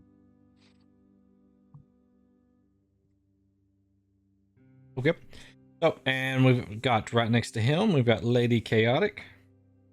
Hey, so I have not been streaming as much, but typically I stream Tuesday, Thursday at 5:30 p.m. Eastern, and then I stream on Sundays usually at 11. With the holiday, I really wasn't doing a whole lot and haven't been feeling that great today. But you can come check it out. We do some GTA roleplay. We played some other things too. We played some Windrose, and just checking out some other games. So if it's something you're interested in, feel free to swing on by, come say hello. A little irregular at the moment, but that might be changing things up here soon. So we'll see. They make a pill for that. Do they? Also, they for do. a regular, yeah, they do. For being Regular streams, yeah, sure they do. Also, why won't you come play Windrose with us? I'm in there. I haven't played it much. I haven't seen you anywhere. I'm sad. Yeah, we need somebody to drive the ship, and I hear you're really good at driving the ship. Nope, no, definitely not. I shoot things. I need you to run decoys so I can kill them all, is what it really needs to boil down to. All right, and then we got JudgyDM. Oh, hello. I am in the process of probably starting some things back up soon. All at once again. Maybe. You never know. But if that's the case, I will be streaming throughout the week and on the weekends, with a lot of familiar faces here, and then getting ready for next year when I start my own campaign with my own TTRPG, and it'll probably be more like West Marches, so people can hop in and out when they have time. Nice. Which will be fun. But yeah, more to come on all that good jazz. All right, and then we got Regan Streams. That's me. So this month we're streaming for St. Jude. Actually, this upcoming weekend we're going to do, with the upcoming news of Destiny dying as of June 9th. It's moving into maintenance mode. This weekend we're going to do a raid-a-thon / dungeon-a-thon where incentives will affect how we play. You can disable our melees, disable weapon slots, super abilities, force us to wipe completely, restart a run totally, all that fun stuff. So that'll be this Vault of week. glass. Huh? Vault of glass. Well, we're gonna run everything. So I'm gonna go back to D1. We're gonna start back from D1 all the way through all the content. Who's running sword though? If you guys want to jump in, I have open Hey, slots. I feel like I could still do it. I could still run sword. I feel like you can download it. Let's play it. Let's do it for charity. And then next Sunday, from noon to 4 Eastern, I will be streaming over on GK Burns' channel as part of a 48-hour stream with a bunch of his community members. But yeah, that's what we're doing. And then school ends on Friday, which means that as of June 1st, I will be full-time-ish content creator over the summer break. So we'll be back to regular streams and TikToks and all that fun stuff. Awesome. And then we got Rolly VT. Hello. So we are still kind of not back up and running fully. We're about to do I'm about to do a big schedule change, so we'll kind of see what kind of free time we have going on in there. But honestly, you can basically catch me any weekend with these guys, whether if I'm over here or I'm over on Buck's channel for EDAR. Thanks. Thank you. All right. And then myself, Dr. Diz, and Clan Diesel, who's over in chat, we make up Nerdicopia Network. We stream D&D and other nerdy content. We've taken a break from doing our retro gaming for a little bit here and haven't got back into that. But we have started our Three Old Men podcast, talk show, whatever, up again on Thursdays at 10:30. We stream that with Double Up Buck. And we just sit around and talk about random stuff. So come check out that. And then, of course, we do our D&D this on the second and fourth Sundays every month at 7 p.m. Eastern. So we should be picking this one back up sometime in June there, probably the 14th. So check that out as we get back in here and have a very Russ heavy episode. And if you guys have not experienced Russ and his craziness, it is a treat. So come check that out. Of course, we have all of the other stuff that streamers are required to have. We got merch over at nerdicopia.net. We've got YouTube channel. We've got all of the socials, which you can find in our link tree or down below if you're watching on YouTube later. And we love the follows, so just hit subscribe over there on YouTube or follow here on Twitch. That's all we care about, is just having all the friends. So follow us and be our friend. All right, so we're gonna get out of here, friends. We're gonna get out of here, and we'll hopefully see you Thursday when we do Three Old Men. If not, come back for some more D&D. So, all right, we'll see you then. Later, everybody. Goodbye.